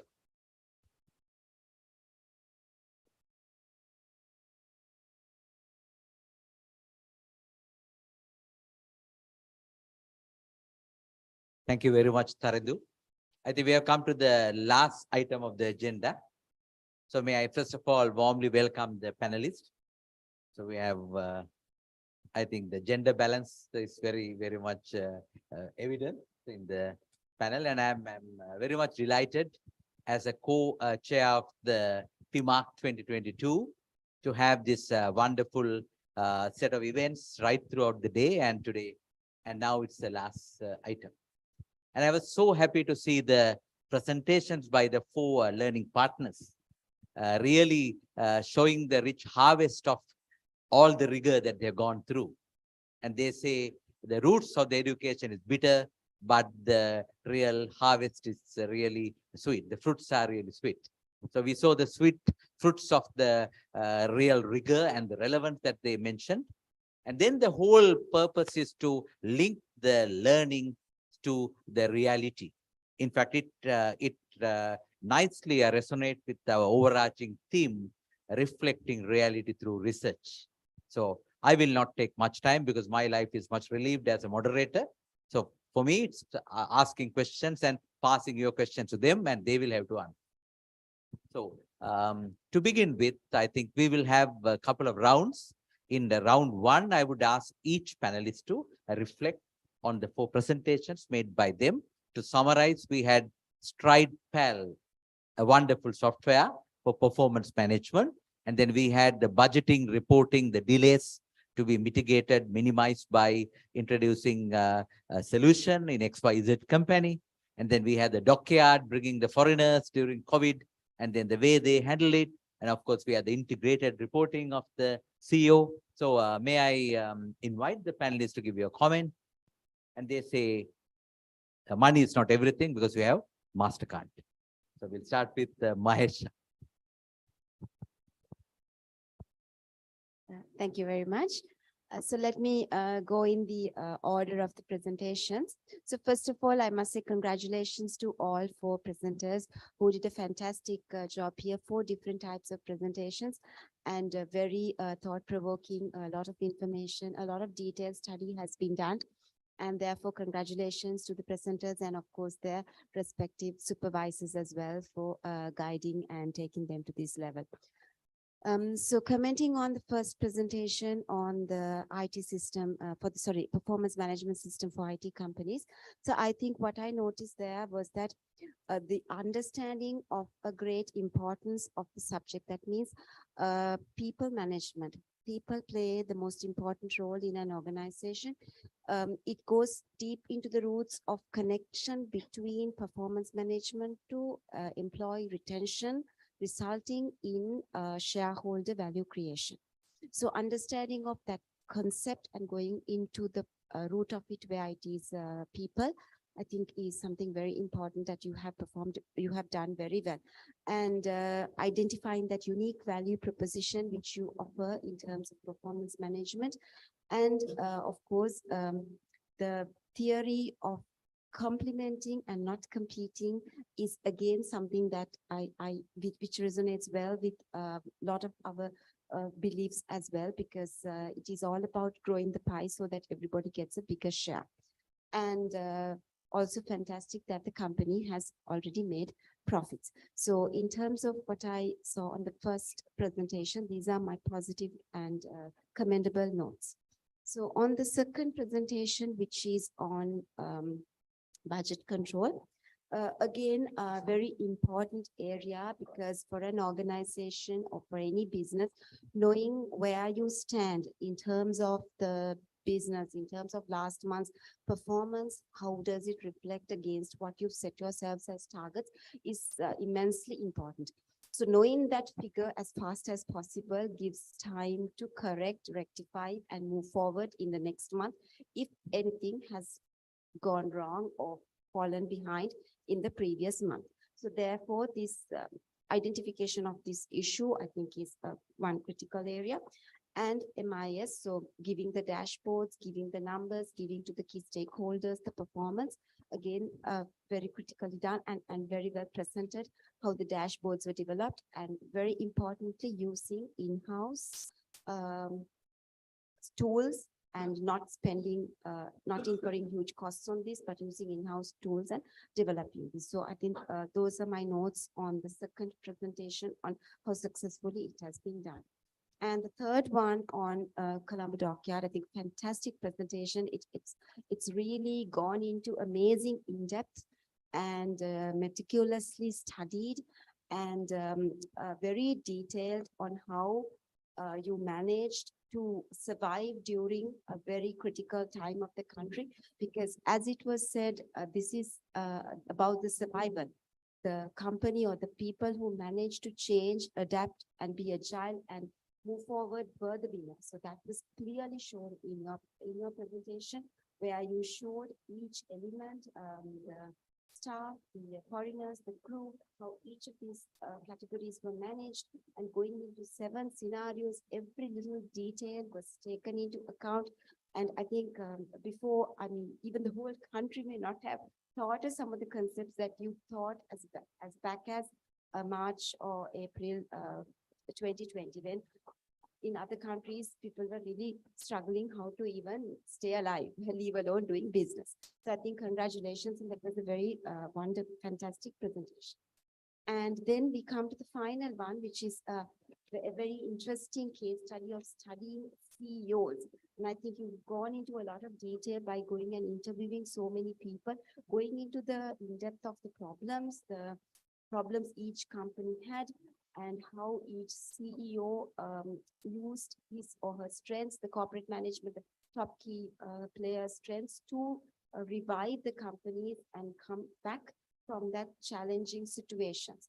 So there I saw the deep analysis you've gone into, and also because it's a very qualitative study, so it required a deeper level of analysis which you've gone into by understanding each CEO's response, each CEO's management style, leadership style, and drawing parallels to the elements that transpired in every scenario, so that you've taken out those elements and shown, okay, these are the key characteristics or the leadership styles that came out in the transformational leadership that you displayed. So congratulations on that as well. Thank you, Mahesha, for giving very comprehensive feedback on each of those. Perhaps you might not need to do that. You can pick some of the salient points from any one of them, but if you still prefer to give feedback on all four, still possible. In fact, talking about Anjana, they talk about SAP. Some say sad after purchase, and some say satisfied after purchase. I don't know what category would be more. So they are the local real service providers for SAP. Anjana, from your perspective, how would you look at the knowledge translating into action? Thank you, Professor. I hope I'm audible. First of all, good evening, everyone, and congratulations to all of y'all. All four presentations were fantastic. We enjoyed every one of that. We learned different things, different angles out of that. Certain findings, actually, I was amazed by the depth you have gone into. So let me start with the first one. Yes, I also agree, because we also do HRIS solution. So I think you have to study the HRIS side if you want to be successful in whatever you do. So when it comes to IT side, I personally believe it should be hardworking, and more than that, it should be, thank you. It should be smart working. So ERRC grid, I like it. And I suggest to go with HRIS criteria into detail and see how you can do the performance analysis, not just financials, but the other areas like to make the employees happy, what need to be done, things like that. So I like that area. Then the since you are into development, IT, you know how challenging it is to make a customer happy. Just now, Professor also mentioned how challenging it is by explaining SAP, though we call it systems, applications, and processes. So I suggest look for the user experience also. I'm sure you are already considering that, have some indicated for that, and bring value additions in that area, and do service as post implementation of the delivered projects to understand how happy the customers are in terms of the project delivery, that is the timelines and the quality, as well as the user experience. So because all three matters when it comes to project deliveries. Then the you have to accommodate the latest challenges as well. As you all know, IT industry is facing a lot of challenges due to the migrations, because IT is the most popular field in the other business sectors in the other countries where you can easily migrate. So we are challenging that challenge as well as a company. So see how you can address those areas as well, because I'm sure in time to come, you might lose certain very good employees in your organization. Then look for a SaaS module also, software as a service. All this time, maybe you are delivering completed projects. So instead, look for recurring incomes where you can every year you can earn something, because you have mentioned about AMC also in your paper, which is a very good thinking, because most of the companies who survived during the pandemic is mainly because of the maintenance income. It not just IT, any other industry. If you look for that recurring income, I'm sure the companies can survive. So the second one that related to mainly budgets, one of my favorite areas, because I'm also having a finance background. So in that area, what I say is budgets is all about real-time monitoring, not just end of the month after 6 days or 8 days. But I have seen is most effective monitoring method would be real-time. So see how you can do the real-time monitoring, and see how you can incorporate those parameters into your project. And do some revisions to your thinking. So I suggest that. And also before the certain transactions, you can do budget controls as well. Like for example, you mentioned about purchase order. So though it's not a financially effective transaction, you can bring PO also to the budget controls. There are ways of doing that. Even for the PR to that matter, purchase request, you can bring that into the control aspect as well. And bring a three-way concept, three-way matching concept in the procurement side. That is purchase order, GRN and the supply invoice. That way you can have the control aspect also, since you mentioned about that. Then the SOPs, procedures, since you have implemented this budget procedure in the organization, document the procedures and SOPs of that as well, and make revisions like every quarter, every 6 months or annually to make it better. Then only you will have better outcomes out of that. Then information is not just about data. Information need to be used for the planning and decision making as well. So bring that aspect also into the system, since you mentioned about dashboards and things like that. First presenter also mentioned that. Bring the dashboard aspect into that and alerts, things like that on the real term, so that you can get better returns from your project. Third one, honestly, personally, I was amazed by your presentation. I really liked it. It's talked about more practical side and real ground level business scenarios. I personally comment that even our country president should talk about these things. That's what I believe. So because that should be the thinking pattern of any company, any country, any leader. So it's a practical approach, and thought process was really good and practical. And you have thought about every aspect of that, which is really good. And especially being in a challenging workplace, as you correctly mentioned, unions, political and other areas. So it's really good. And you have brought the technology into the project, RFID, because that is one of the latest technologies, which is still new to Sri Lanka, I would say. And few suggestions from my side. Make some videos of your case study and make it public, maybe social media. And I'm sure everyone, especially government places, government institutes will be, amazed by looking at this. Use this to promote our country as well, where I'm sure you can attract more business. And I suggest you analyze your pipeline increase also. See what is the percentage of an increase over the years, over the period after implementing this project, and look for new revenue avenues as well. Since you have already covered one, look for new revenue avenues as well. Okay, the fourth one, again, this speaks about CEO, so it is very much applicable to me as well. So my suggestion is, if you are analyzing a company or organization or ministry, anything to that matter, first create the persona of that organization. Think the organization as a person. Give a name. Okay. Then give an age. Let's say if PIM, for example, how old is he? If you think whether it's a girl or a boy, first of all, gent or a female, give a name then. Give an age also, not just a number of years that has been in the business, but think of whether it's a matured person or with a young, energetic person. So what sort of person that persona is? Then what are the characteristics of that person? Is he aggressive? Is he forward thinking? Is he innovative? Likewise, create that person. Then you will be able to understand the organization. Then you know the solution. That is the easy way out. As a CEO, I also do that. I have done the persona for my organization.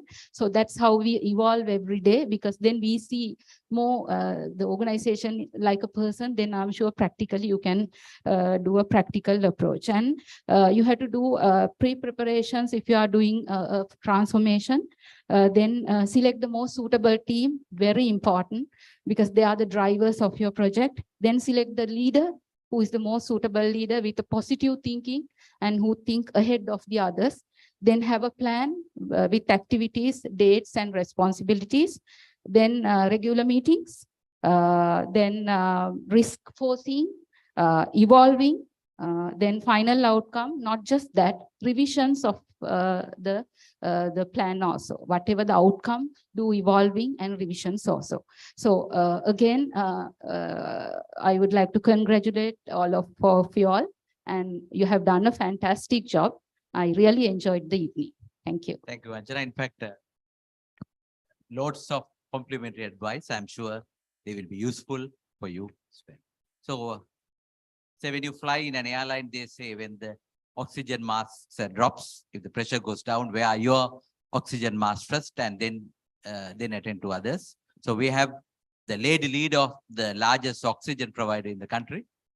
So may I turn to Shivanti to give your comments and your observations, being the PIMA leader as well. And I can see PIMA members in the audience. So as a PIMA leader and as the oxygen provider for the nation, how do you look at them? And I hope they desperately need some oxygen. Thank you, Professor. And congratulations to all the presenters. Since much was spoken about, I could correlate so much with all that was being said, but I'll keep mine quite short at my observations. For the first presentation on the IT company's performance management system, I think something that I really liked about your presentation was the goal congruence and the 360 feedback. This is so applicable to any company. Now, in IT companies, it's even more applicable. Now, as we spoke, it's such a VUCA world from where you started, perhaps coming up down 2 years to now, because we are talking of a brain drain. So what do we do to keep or retain our staff? I can tell you from what we see, it's now boils down to all of this plus the compensation, because at the end of the day, that matters. So I really like the goal congruence, as I said before. It's also very important that everyone in the organization understands what they ought to perform as a day-to-day job, which will align to the company's goals. So that's my feedback to you. I really enjoyed your presentation. It's quite relatable. The next delays in the budget control reports, again, something very close to my heart because I come from a finance background. What I liked about your presentation is the depth of the analysis that you had done. As much as I like the budget control, the steps that you have brought in, I would like to give some trigger thought to you. That is, from today, companies don't stop at their budget. I think, as my fellow panelists also mentioned, it now looks at something called a forecast, which is done something at a monthly level. So now, if you do the budget is a bygone by the time you start your year. So every month you do a forecast. As if that is not enough, some companies go to the extent of doing a latest best estimate at the last 3 or 4, first 2, 3 or days of the month. So it's such a VUCA world, what you plan to monitor and to deliver. So those are my thoughts and what are some of the thoughts that I would like to leave with you. Come to the third presentation, ladies and gentlemen, I'm very proud to say that Colombo Dockyard is our largest customer. So when he prospers, we prosper. All what he proudly said was done with the gases that we provided. So it is oxygen, argon, and dissolved acetylene that we provide you, and sometimes carbon dioxide as well. All what he mentioned, I have seen in my own eyes. I've been to Colombo Dockyard very recently also, and I saw the shipbuilding, even what is being done today. I saw your safe houses and the COVID protocols, which you mentioned. We did a similar process at our end to ensure that we run the country's heart by providing oxygen to the hospitals as well as industries. And yours, I think was the only customer who was industrial that we supported right through. I think I was so emotionally touched by your presentation. I think Mahesha also spoke so much about the depth of analysis, so I will not go into it, but it was a very well done presentation, which I could very well relate to. The last presentation on the change of culture of an organization and the system. So my takeaway is that the culture is the way we do things, isn't it? In simple layman language. And that's something that you mentioned the CEO with the help of the senior management could do. I would also encourage to go a further step down. The senior managers could do or perform only if their respective line managers and those who actually execute buy in that change. And that's when the transformation happens. So those are the initial comments that I would like to leave with.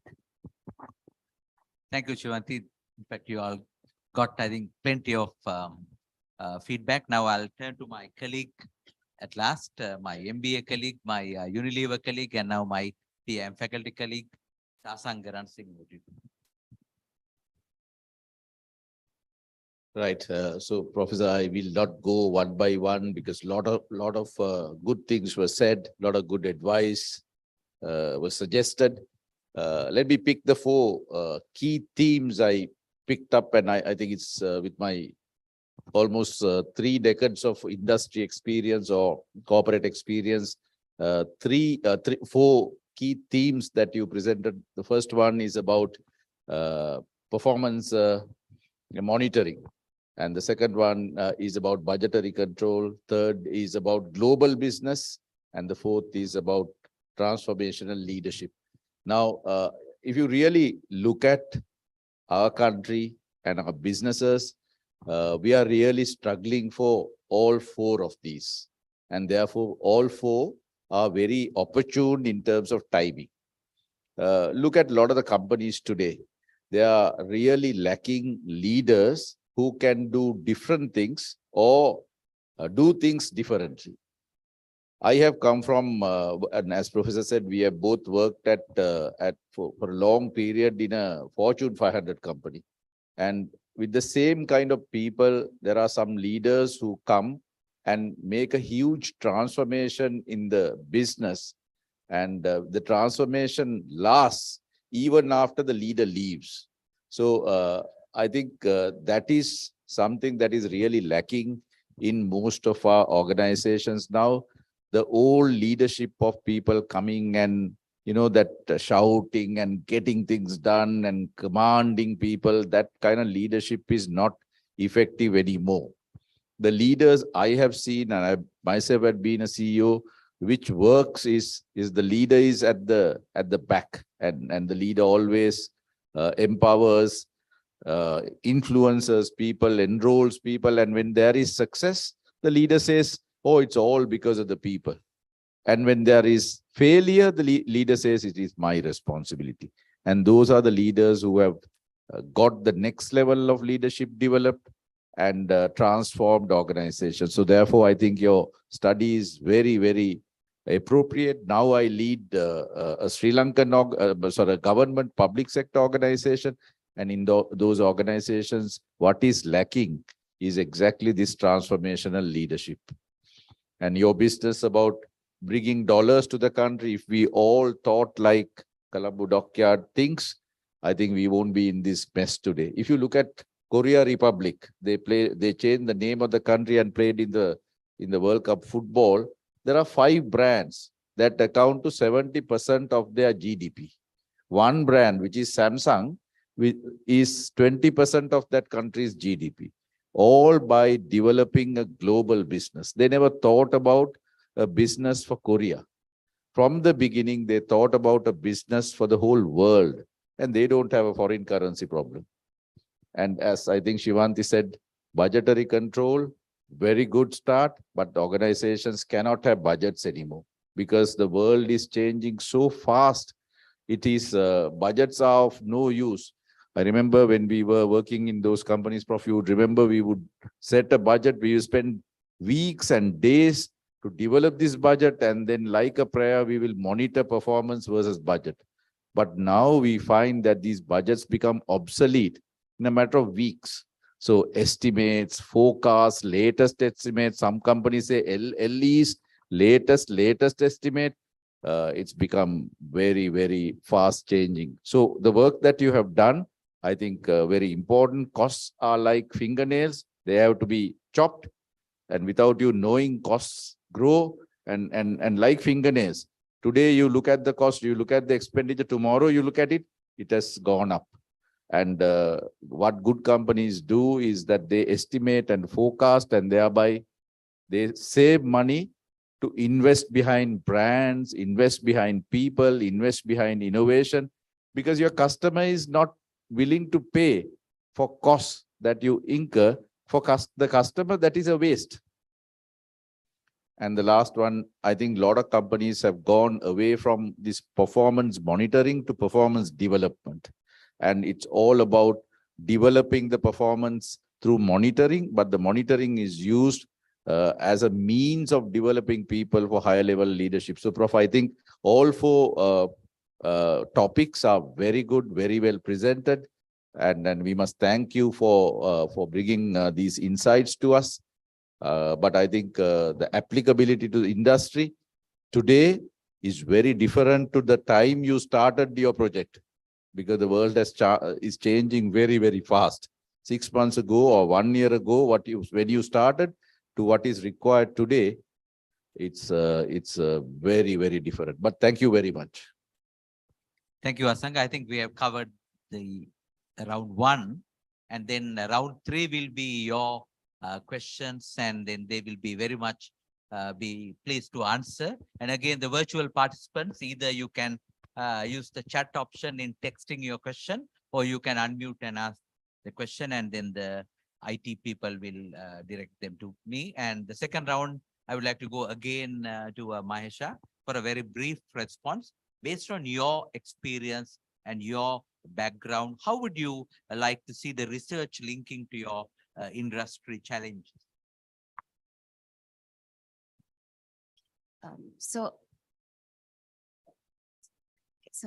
If I take overall, maybe if I take the first one on the performance.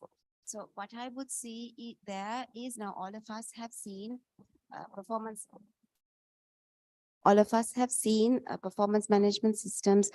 I think some of the systems that you showed as existing systems where there is this goal setting of half-yearly reviews, goal reviews, and then year-end reviews.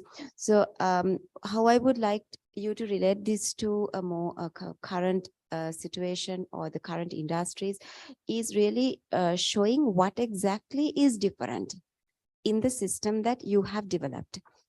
You did mention that it has ongoing evaluation feedback mechanism, but maybe on the screen, just show how exactly that is done. What exactly is different from the kind of systems that we have practically seen in our own organizations. And I again reflect some of the similar thoughts of what others mentioned on budgets. Whether 6 days, you coming from 8 to 6 is great, but it need to come to 0 or 1. Practically, maybe 1, the month finishes, you need to know the performance the very next day, and you need to know a dashboard on an ongoing basis, maybe even daily, weekly at least, or daily is the best.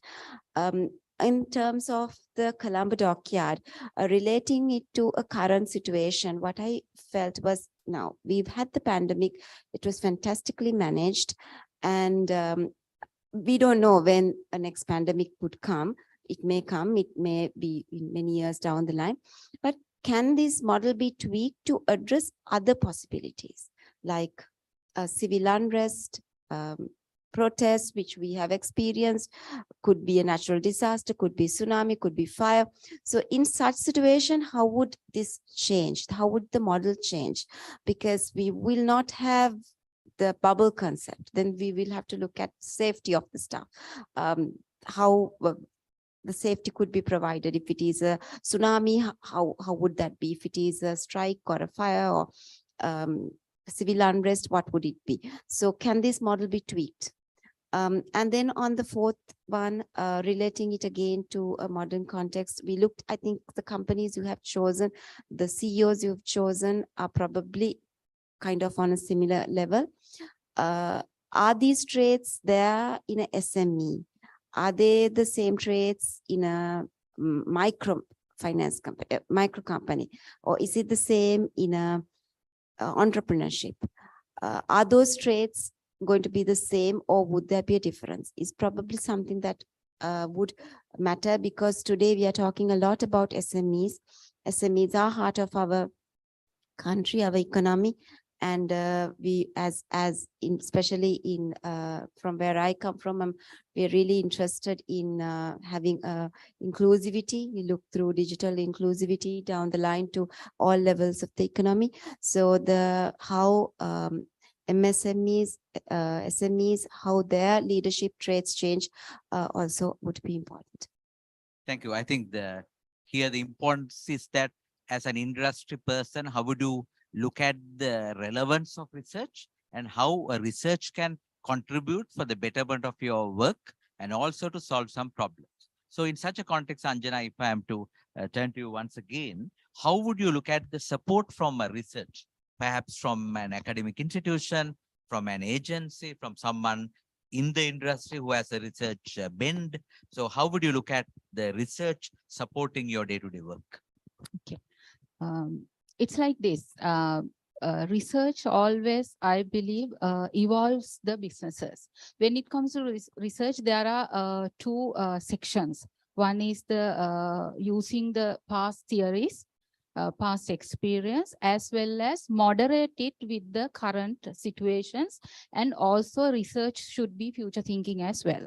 So research, when we do a research, ideally if it is practically done, my suggestion is research help the organizations and the community or a country as a whole if you do it with a practical approach.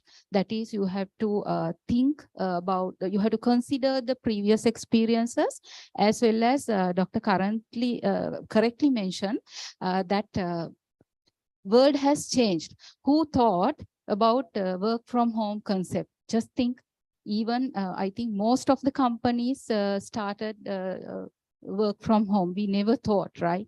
We never thought about Zoom meetings, Teams meetings. See now, all of a sudden, Zoom has become the top 100, became to the top 100 companies. So that's why we say research should be practical, and it should be forward thinking. Where with the previous experience as well as next 10 years, 20 years need to be considered, and special areas need to be considered, right?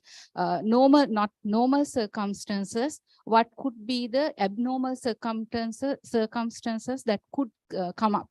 We have to think those as well. And also when it comes to research in any area, especially we have to accommodate the human resource part into that. That is my suggestion, because nowadays HR matters a lot. When it comes to retaining employees, when it comes to the forward thinking, sustainability of businesses, HR plays a major role. So because of that, research should be coupled with the human resource factor as well. So the people factor has come to the forefront, and we realize the livelihoods were secondary, but the lives were primary. So that's what the COVID has taught us. Turning to Chivanti, let me slightly modify the question. Having gone through the rigor of PIM, I'm sure we invited you to be the speaker at the inauguration, I think more than once. So how would you look at your research experience at PIM, and how has it contributed to your current leadership position? And how would you currently look at research in helping your leadership decisions?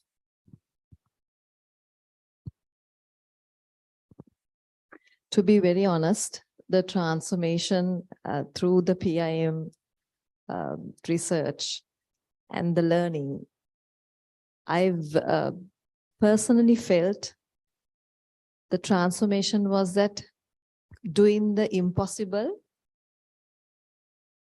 when I really thought I couldn't. I think I've shared this in some other forums of PIM, that I never thought I could be the managing director of Ceylon Oxygen. I worked there for 20 years. I knew the company inside out. I knew the processes, but it wasn't for me.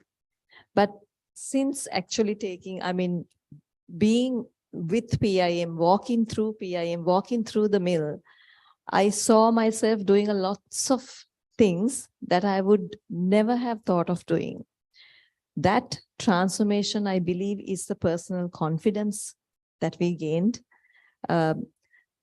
What kind of triggered us to understand what we could do, the stretch, what was impossible. So I felt even the contribution that I did as a finance manager before I was taken up as an MD, the level of the quality of the decisions, the way we looked at things, the way we looked at other options, really changed, because we were working like within a box, not seeing what is outside of the box. But suddenly, after PIM, I really felt what the value we brought to the table did really make a lot of difference, which others started seeing. So that is when I really thought that this is something that I could take. So those are some of the thoughts that I would like to share, sir. Thank you. And let me now turn to the MBA coordinator. How would you look at Sanjay in terms of the current batches, the current learning partners? How should they concentrate on research in linking to the industry requirements? See, for the first time last year, we introduced, I think, with Dr. Jayawardana's initiative to introduce these 5 project options to the MBA, where you could pick a field project, a problem in your organization, or a skill project, or an entrepreneurship project. If you're bent for research, you go into real research and so on. So I think with my limited knowledge, of course, there are lots of overseas MBAs which really drives this point of the MBA learning partners bringing an industry problem into the class and finding solutions through a structured process.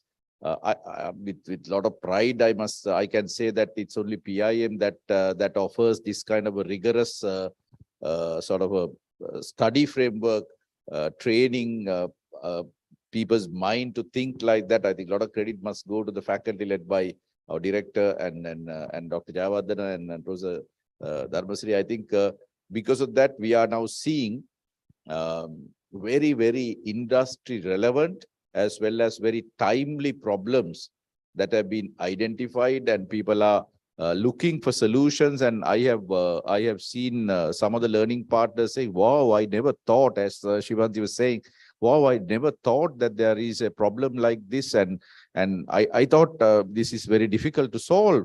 And when you really go through the rigor that we get people to go through in terms of identifying the causes, in terms of finding solutions and getting them to read relevant literature, may not be about their own company, but in the industry and related industries. I think there's a huge value addition, and lots of the people are now implementing as they should. You implement it in the organizations, and the organizations benefit. And when you see the value creation in the organization, I think there's a lot of appreciation of the efforts. And as Shivanti said, you are recognized for being a person who creates value in the organization. And because business is all about creating value to your customers and capturing value inside the organization. And if somebody helps the organization to do that, obviously you become very, very valuable. So I think, not because I'm at PIM, but I think we are very proud to be contributing to the industry in a way, in a thought-provoking manner. Thank you, Asang. In fact, it reminds me, when you see something impossible, when you go through it, finally it becomes, I am possible. I am possible. So I can see smiling Dr. A.K. Javadan in the back, the architect of the whole range of different options. And thanks to the director who always encourage to go for this diversity. And then I think collectively we are very happy that we are doing something meaningfully. So let me open up the forum now for questions from the physical participants as well as the virtual participants. Any questions for the panelists? The floor is open. Please raise your hand and the microphone will come to you. If you have any questions, any clarifications, anything you would like further elaboration by any of the panelists. Okay, so there's a question. Can we pass one mic? Yes. Keep your question brief, and if you want a particular panelist to answer, please mention the name. Yeah, actually, sir, this is common questions Yeah. Because this is one we face it, and because now sometimes we lose the sense of time because we are talking about COVID-19, which is 3 years ago. Now 3 years has gone, and when we discuss, I mean, applying the knowledge to in a corporate sector is also a challenge. But applying the warranted knowledge into present condition with the COVID is a bigger challenge. So when we are talking about the concepts, models, frameworks, and theories, some of the theories that we are going to apply, when we are applying, the immediate junior generation is questioning whether that is or it can be applied because it is pre-COVID. So in your point, my point is, like when we are going to apply these concepts, so-called proven concept for the last 20 years, let's say, now people are questioning.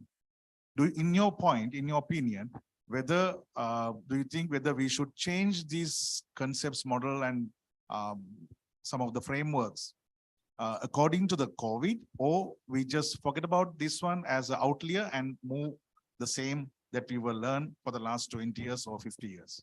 That's my question, sir. Thank you for that interesting question. Who would like to take it up? Yes. I think it's a very, very good question. This is my personal view, and this is based on my experience. This COVID has taught us some lessons, no doubt about it. And there are new ways, and as they said, there are new ways we are finding that is better to do business today. We have found that. There's no doubt about it. But please understand, I think you would also understand, we all understand the fundamentals of business.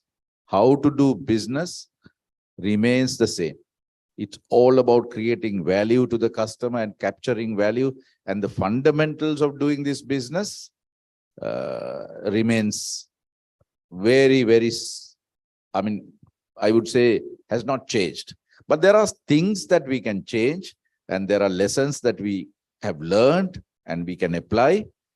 But if we really, really think that everything has to be now thrown away because COVID has come, the world has changed, and so on, I think we would be sadly mistaken. I was listening to the current, one of the multinational chairmen. He was saying this COVID thing is glorified. As you quite rightly said, it's 3 years old now. World is coming back to normalcy. If we don't get our act together and think that COVID, working from home, all those things, we are not getting our act together. Working from home is good for some kinds of businesses. But for traditional FMCG, hardcore businesses, this whole working from home and all that, I think we have to be very careful in terms of the choices that we make. Otherwise, it will be very difficult to convince the young generation. Some of them have started work from home. And how to change them to get back to hardcore business is very difficult. You know, personally, I have found this working from home. I'm not against that, but it can sometimes be very detrimental to business.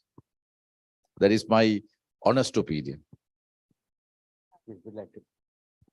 Any other comments from any other panelists? Yes, please. I would like to add something to that.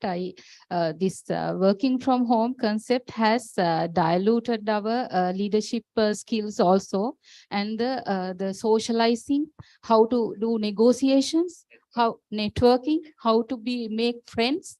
I think we have to go back and read those books now, how to make friends. Because we also find it very difficult because we can't retain people because they were the first question when we invite them for an interview, what they ask is it working from home or office? That's what they're asking.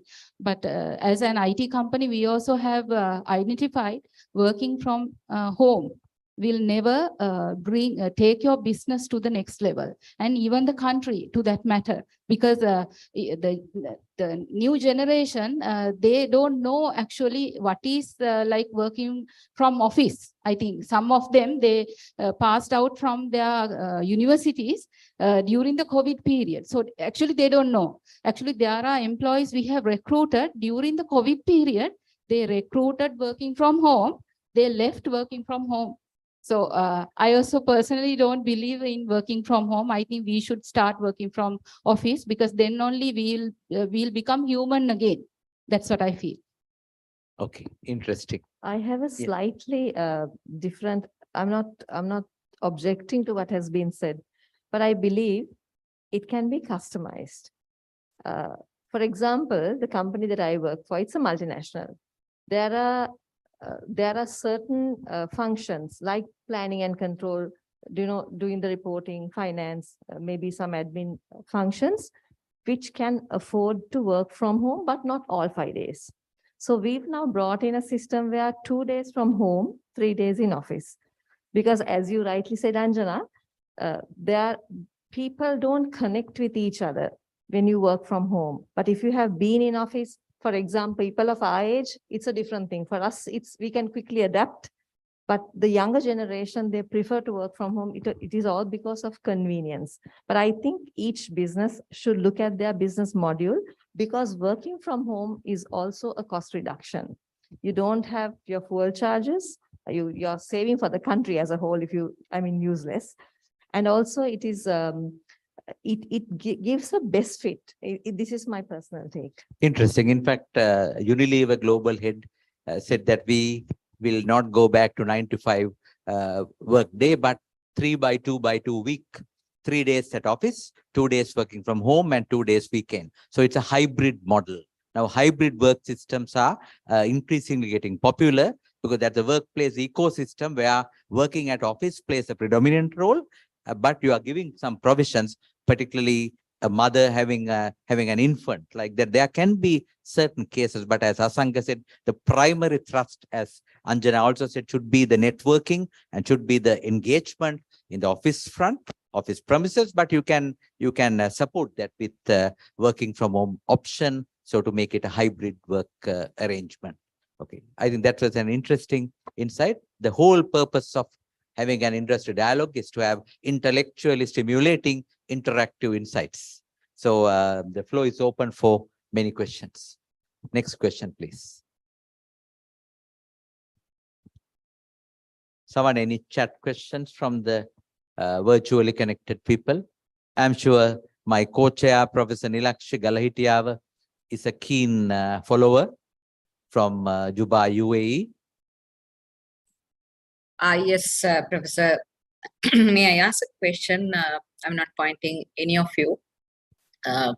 So basically, the purpose of this forum is to translate knowledge from research to practice.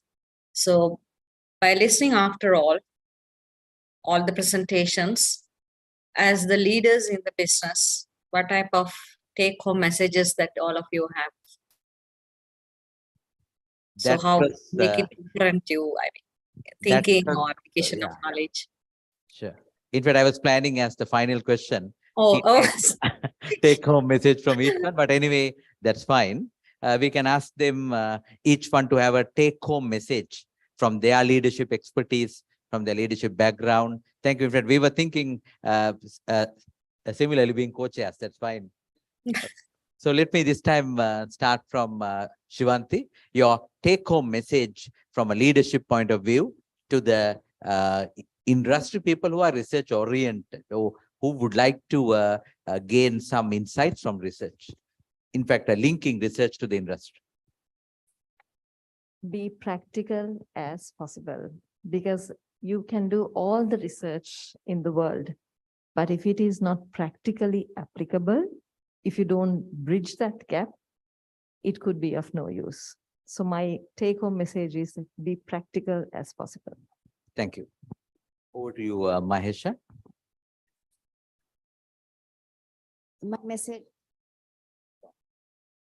My message is, while I say be practical, I will also say, don't be scared to take a challenge, because sometimes getting onto a research sounds a daunting task. When I started my research, that's what I felt. I'm never going to do it, but then of course I did it. But take on a bigger challenge. Just don't be scared to take the plunge and just jump into the deep end. Just keep your nose up and keep swimming and you'll get there. That's my message to you. Thank you. Over to you, Anjana. Okay, thank you.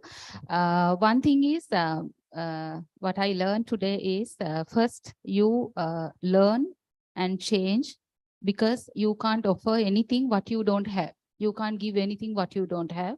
And also, I would like to invite all the organizations and professionals who are listening to this and who are in this forum, revisit your strategies, your sales strategies, marketing strategies, human resource strategies, finance strategies, everything again, because world is changing fast. There could be changes you have to do. There could be adjustments you have to do with the learning of research, as well as the practical aspects and the considering the future. So change is required. Revisiting strategies is required, and ethical and empathy is required. Thank you, Anjana. Over to you, Mr. Hassan.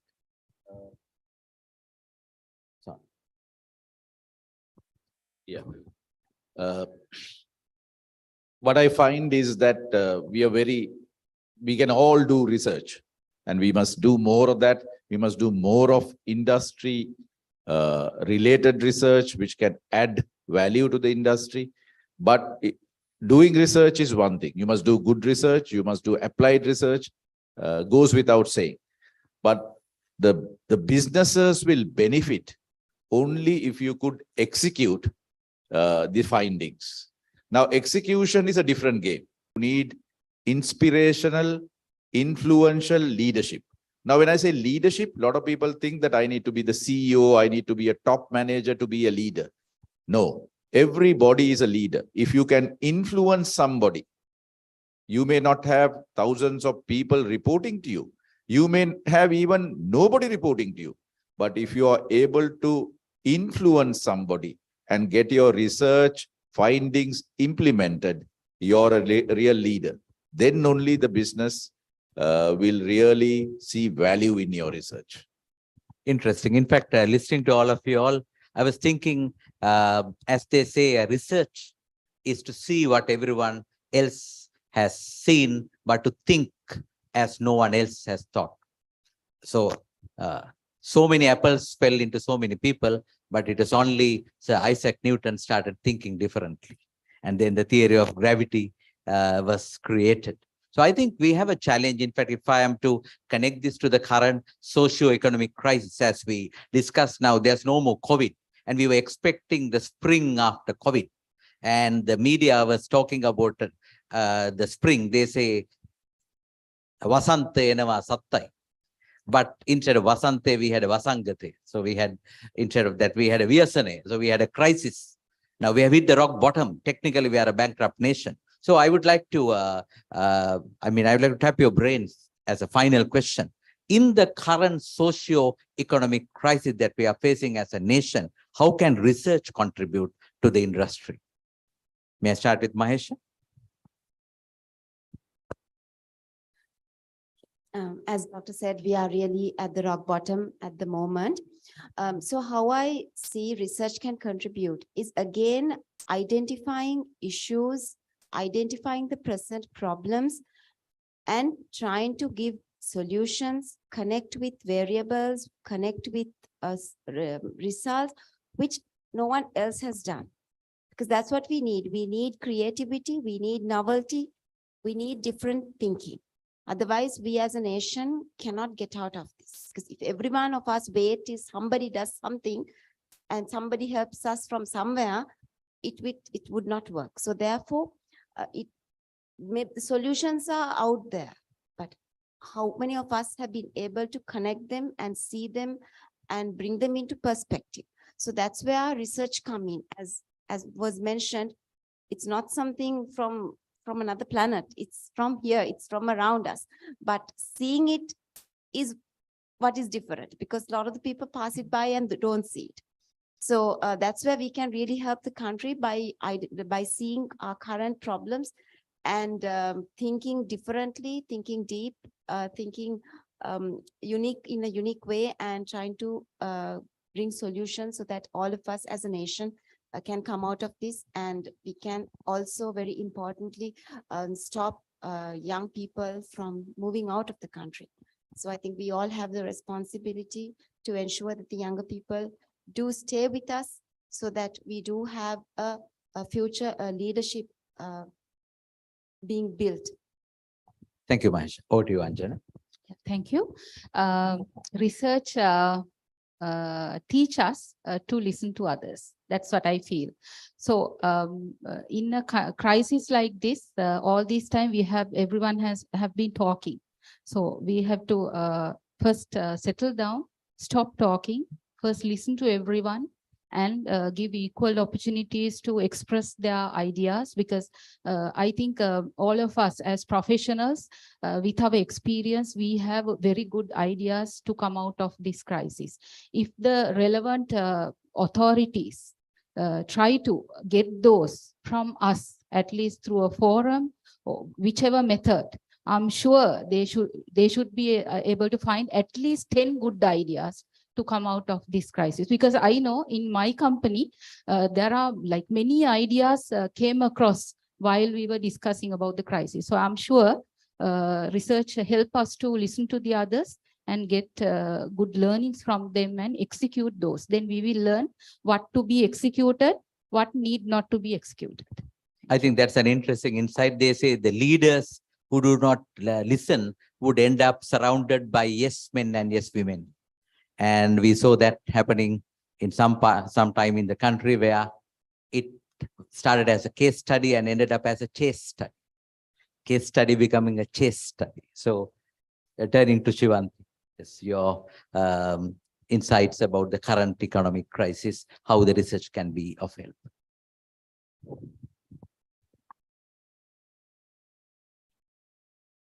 I think there's enough and more research done on what solar power can do. This is my personal take. I think if we as a country can resort to that, we are addressing more than 50% of our problem in power crisis. And that saving would actually take us to greater places. That's what I wanted to say. Thank you. Over to you, Sanjay. I think research should give confidence to people, at least the community, the learned communities, to stop the blame game. We have blamed enough on the politicians and the past leaders and all that. I think if we all stop there and we do research and we get the confidence to contribute, that is much, much better, or the time well spent, than having blaming discussions and blaming the politicians and all that. You must do that over a drink or something. Otherwise, precious time should not be wasted on that. Time should be spent on, as Shivanti and Anjana and everybody said, on good things, positive things. And then through research, you get the confidence to confidently talk about it, convince people, and then implement those, as opposed to wasting time. Thank you, Asang. In fact, we have beauty in abundance, and we have brilliant brains in this audience. The problem is the blunt politicians. So brains, beauty, and blunt politicians. So let's not curse the darkness. Let's light a candle. And I think we can contribute through research. And then that's where we selected that theme, reflecting reality through research. So I would conclude by sharing a good news. PIM being a pioneer in postgraduate management education in Sri Lanka, we launched the MBA program in Sri Lanka, and we are going to launch the first rigorously approved by the UGC Doctor of Business Administration, DBA, with the SLQF framework accredited one. We'll be launching it in January. We have already seen an enthusiastic response from the business community because earlier MBA was the norm, and now after MBA, they ask the question, what next? So we said the long wait is over. Now we have another product. So I'm taking this opportunity to invite people who want to have a thirst for research and to enroll in a rigorous research with depth and breadth. PIM will give you yet another pioneering opportunity, and the details are available in www.pim.sjp.ac.lk. Visit our website and get the details of Doctor of Business Administration program. So with that, I think we have done the justice to the time allotted, and I thoroughly enjoyed being with you all, and two thorns among three roses. So I think we together, perhaps we discussed, and I think some takeaways, and thanks to the wonderful presenters who really inspired us. And let me take this opportunity as the co-chair of the PIMAC 2022 to thank all of you, despite your busy schedules, for being with us. And thank you for your wonderful thought sharing. And I'm sure those will be useful for us to build the country better, for us to have a renewed Sri Lanka through research. And the real contribution of research should be felt, should be understood, and should be used for the betterment of the country. Thank you very much.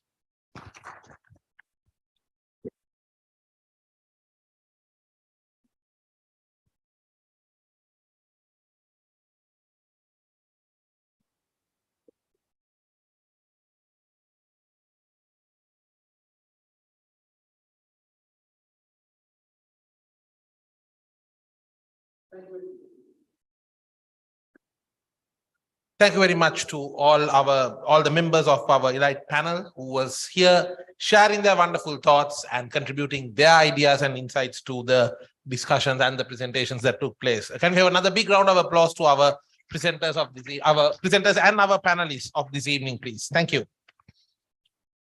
Next, it is time to recognize and appreciate the panelists for their wonderful contribution. May I kindly invite Dr. Senaka Kalum Gamage, accompanied by Dr. Samantha Ratnayaka, first to hand over the certificates for the presenters of this evening.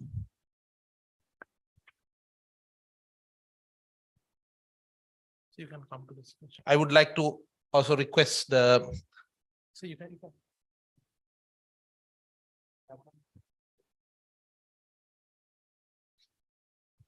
May we also invite Dr. Travis Pereira to join the team as well on stage. The panel members could take the seats. Thank you.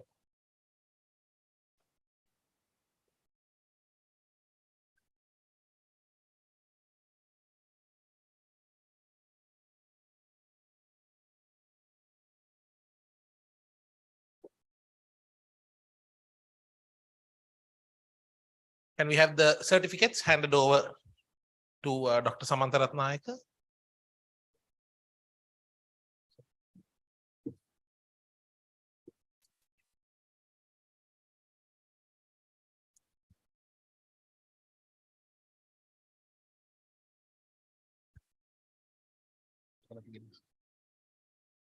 First, Mr. TMW Suranjit.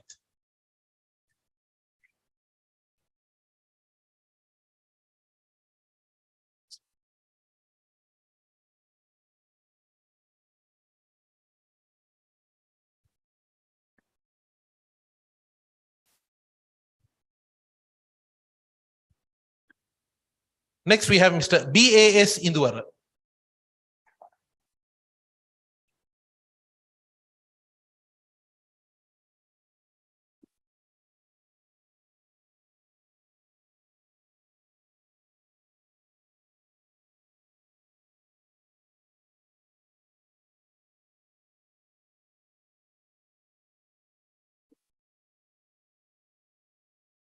SR Gamhevage.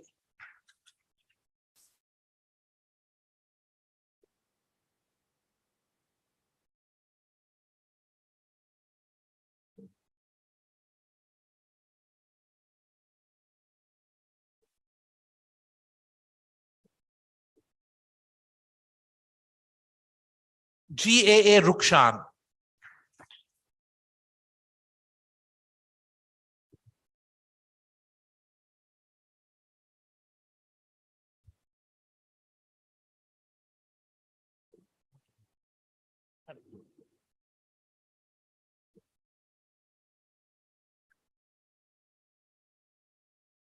Ms. AW Henadirage.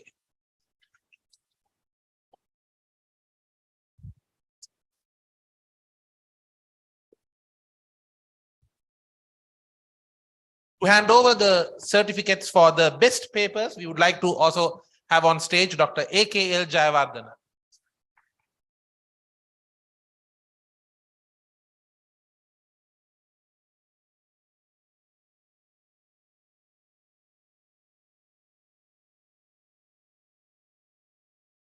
The best paper award in the category of Management Research Project Stream 1 goes to MSH Ratnasiri.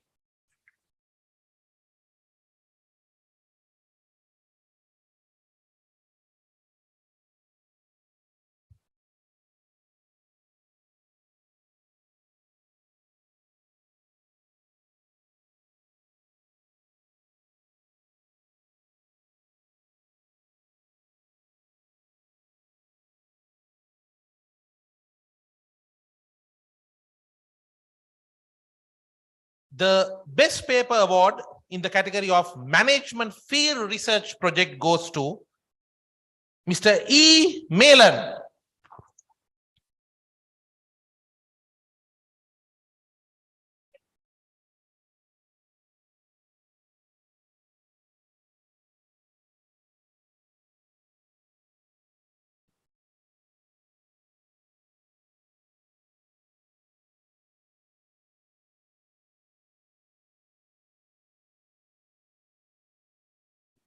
I would like to request Dr. Kalum and Dr. Samantha to remain on stage to hand over the plaques for the panelists. Thank you very much, Dr. AKL, and thank you very much, Dr. Travis. To recognize our panelists, I would first like to invite Ms. Mahesha Amarasuriya.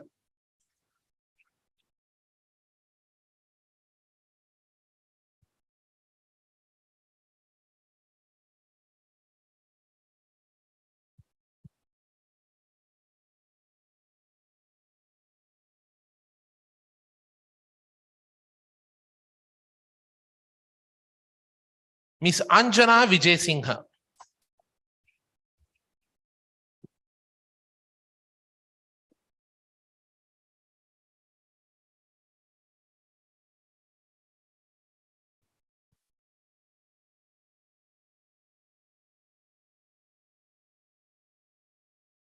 Ms. Shiranti Tevaraperuma.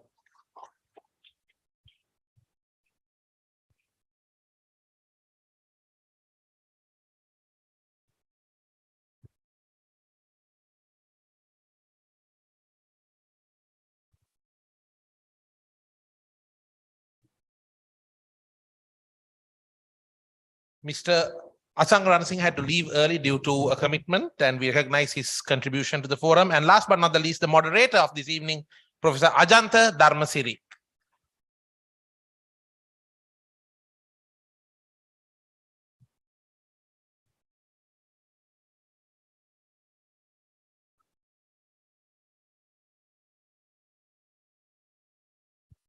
Thank you very much, Dr. Kalum and Dr. Samantha. So that brings us to the end of an eventful day indeed, where reality was reflected upon through research, and we sincerely hope that the new insights that were shared today will enable all the participants as well as those who joined us online to take this knowledge back to their workplaces, back to their research practices, and hopefully contribute with new knowledge that will help us to steer our ships, no matter what it may be, a not-for-profit, a private sector organization, a government organization, or an academic organization, to steer that ship into calmer waters amidst the current crisis storm that we are all facing. It is my honor to deliver the vote of thanks, after which we shall conclude and a kind request to all those who are physically present here today to join us in front for a group photograph. These are the moments and memories we will all cherish in the years to come. First, I would like to thank Dr. Sena Kalumgamage, Director of PIM, for his leadership and contribution towards making PIM Annual Research Conference and the PIM Annual Research Conference Industry Dialogue a success. Thank you very much, sir. Dr. Samantha Ratnayaka, the stream coordinator for the Industry Dialogue, for his valuable contribution in coordinating all activities of today. The panel members who were present despite their busy schedules and who made sure that vital insights were shared. The presenters for all your effort despite the challenging workplace commitments you have and various other challenges. You took time not only to do a good research, but also to come and share it with us today. Thank you very much. As I said earlier, you are the star of this evening. And the sponsors, MasterCard and PBSS Group, for your support in making the required contributions towards us and helping us to make this event a success. The faculty of PIM who are present here today, as well as who are present in the morning, and those who are joining us online, for continuously supporting us throughout this project. The organizing committee of the PIM Annual Research Conference, for the name list would be too long, but I'm quite sure it's each and everyone's contribution that we were able to make this event a success in these challenging times. So thank you to everyone who was involved in the organizing of the PIM Annual Research Conference.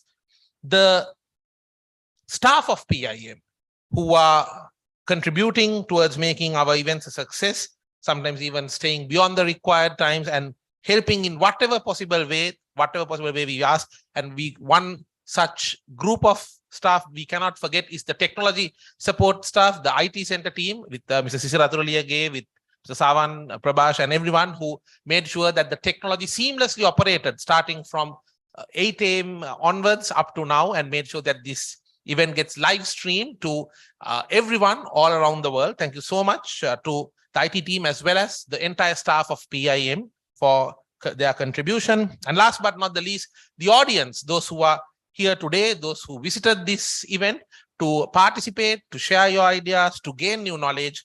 We did it for you and we hope you benefited. And those who joined us online as well, we hope you got the new insights and the knowledge that you came for.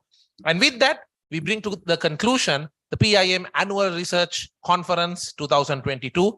Reality is something that keeps getting reshaped every second. And in a few days' time, in a few weeks' time, as we enter into a new year, indeed, the dawn of a new year will also be the dawn of a new reality. And to reflect on the new reality in 2023, PIM Annual Research Conference 2023 will be back. Until then, good night and thank you.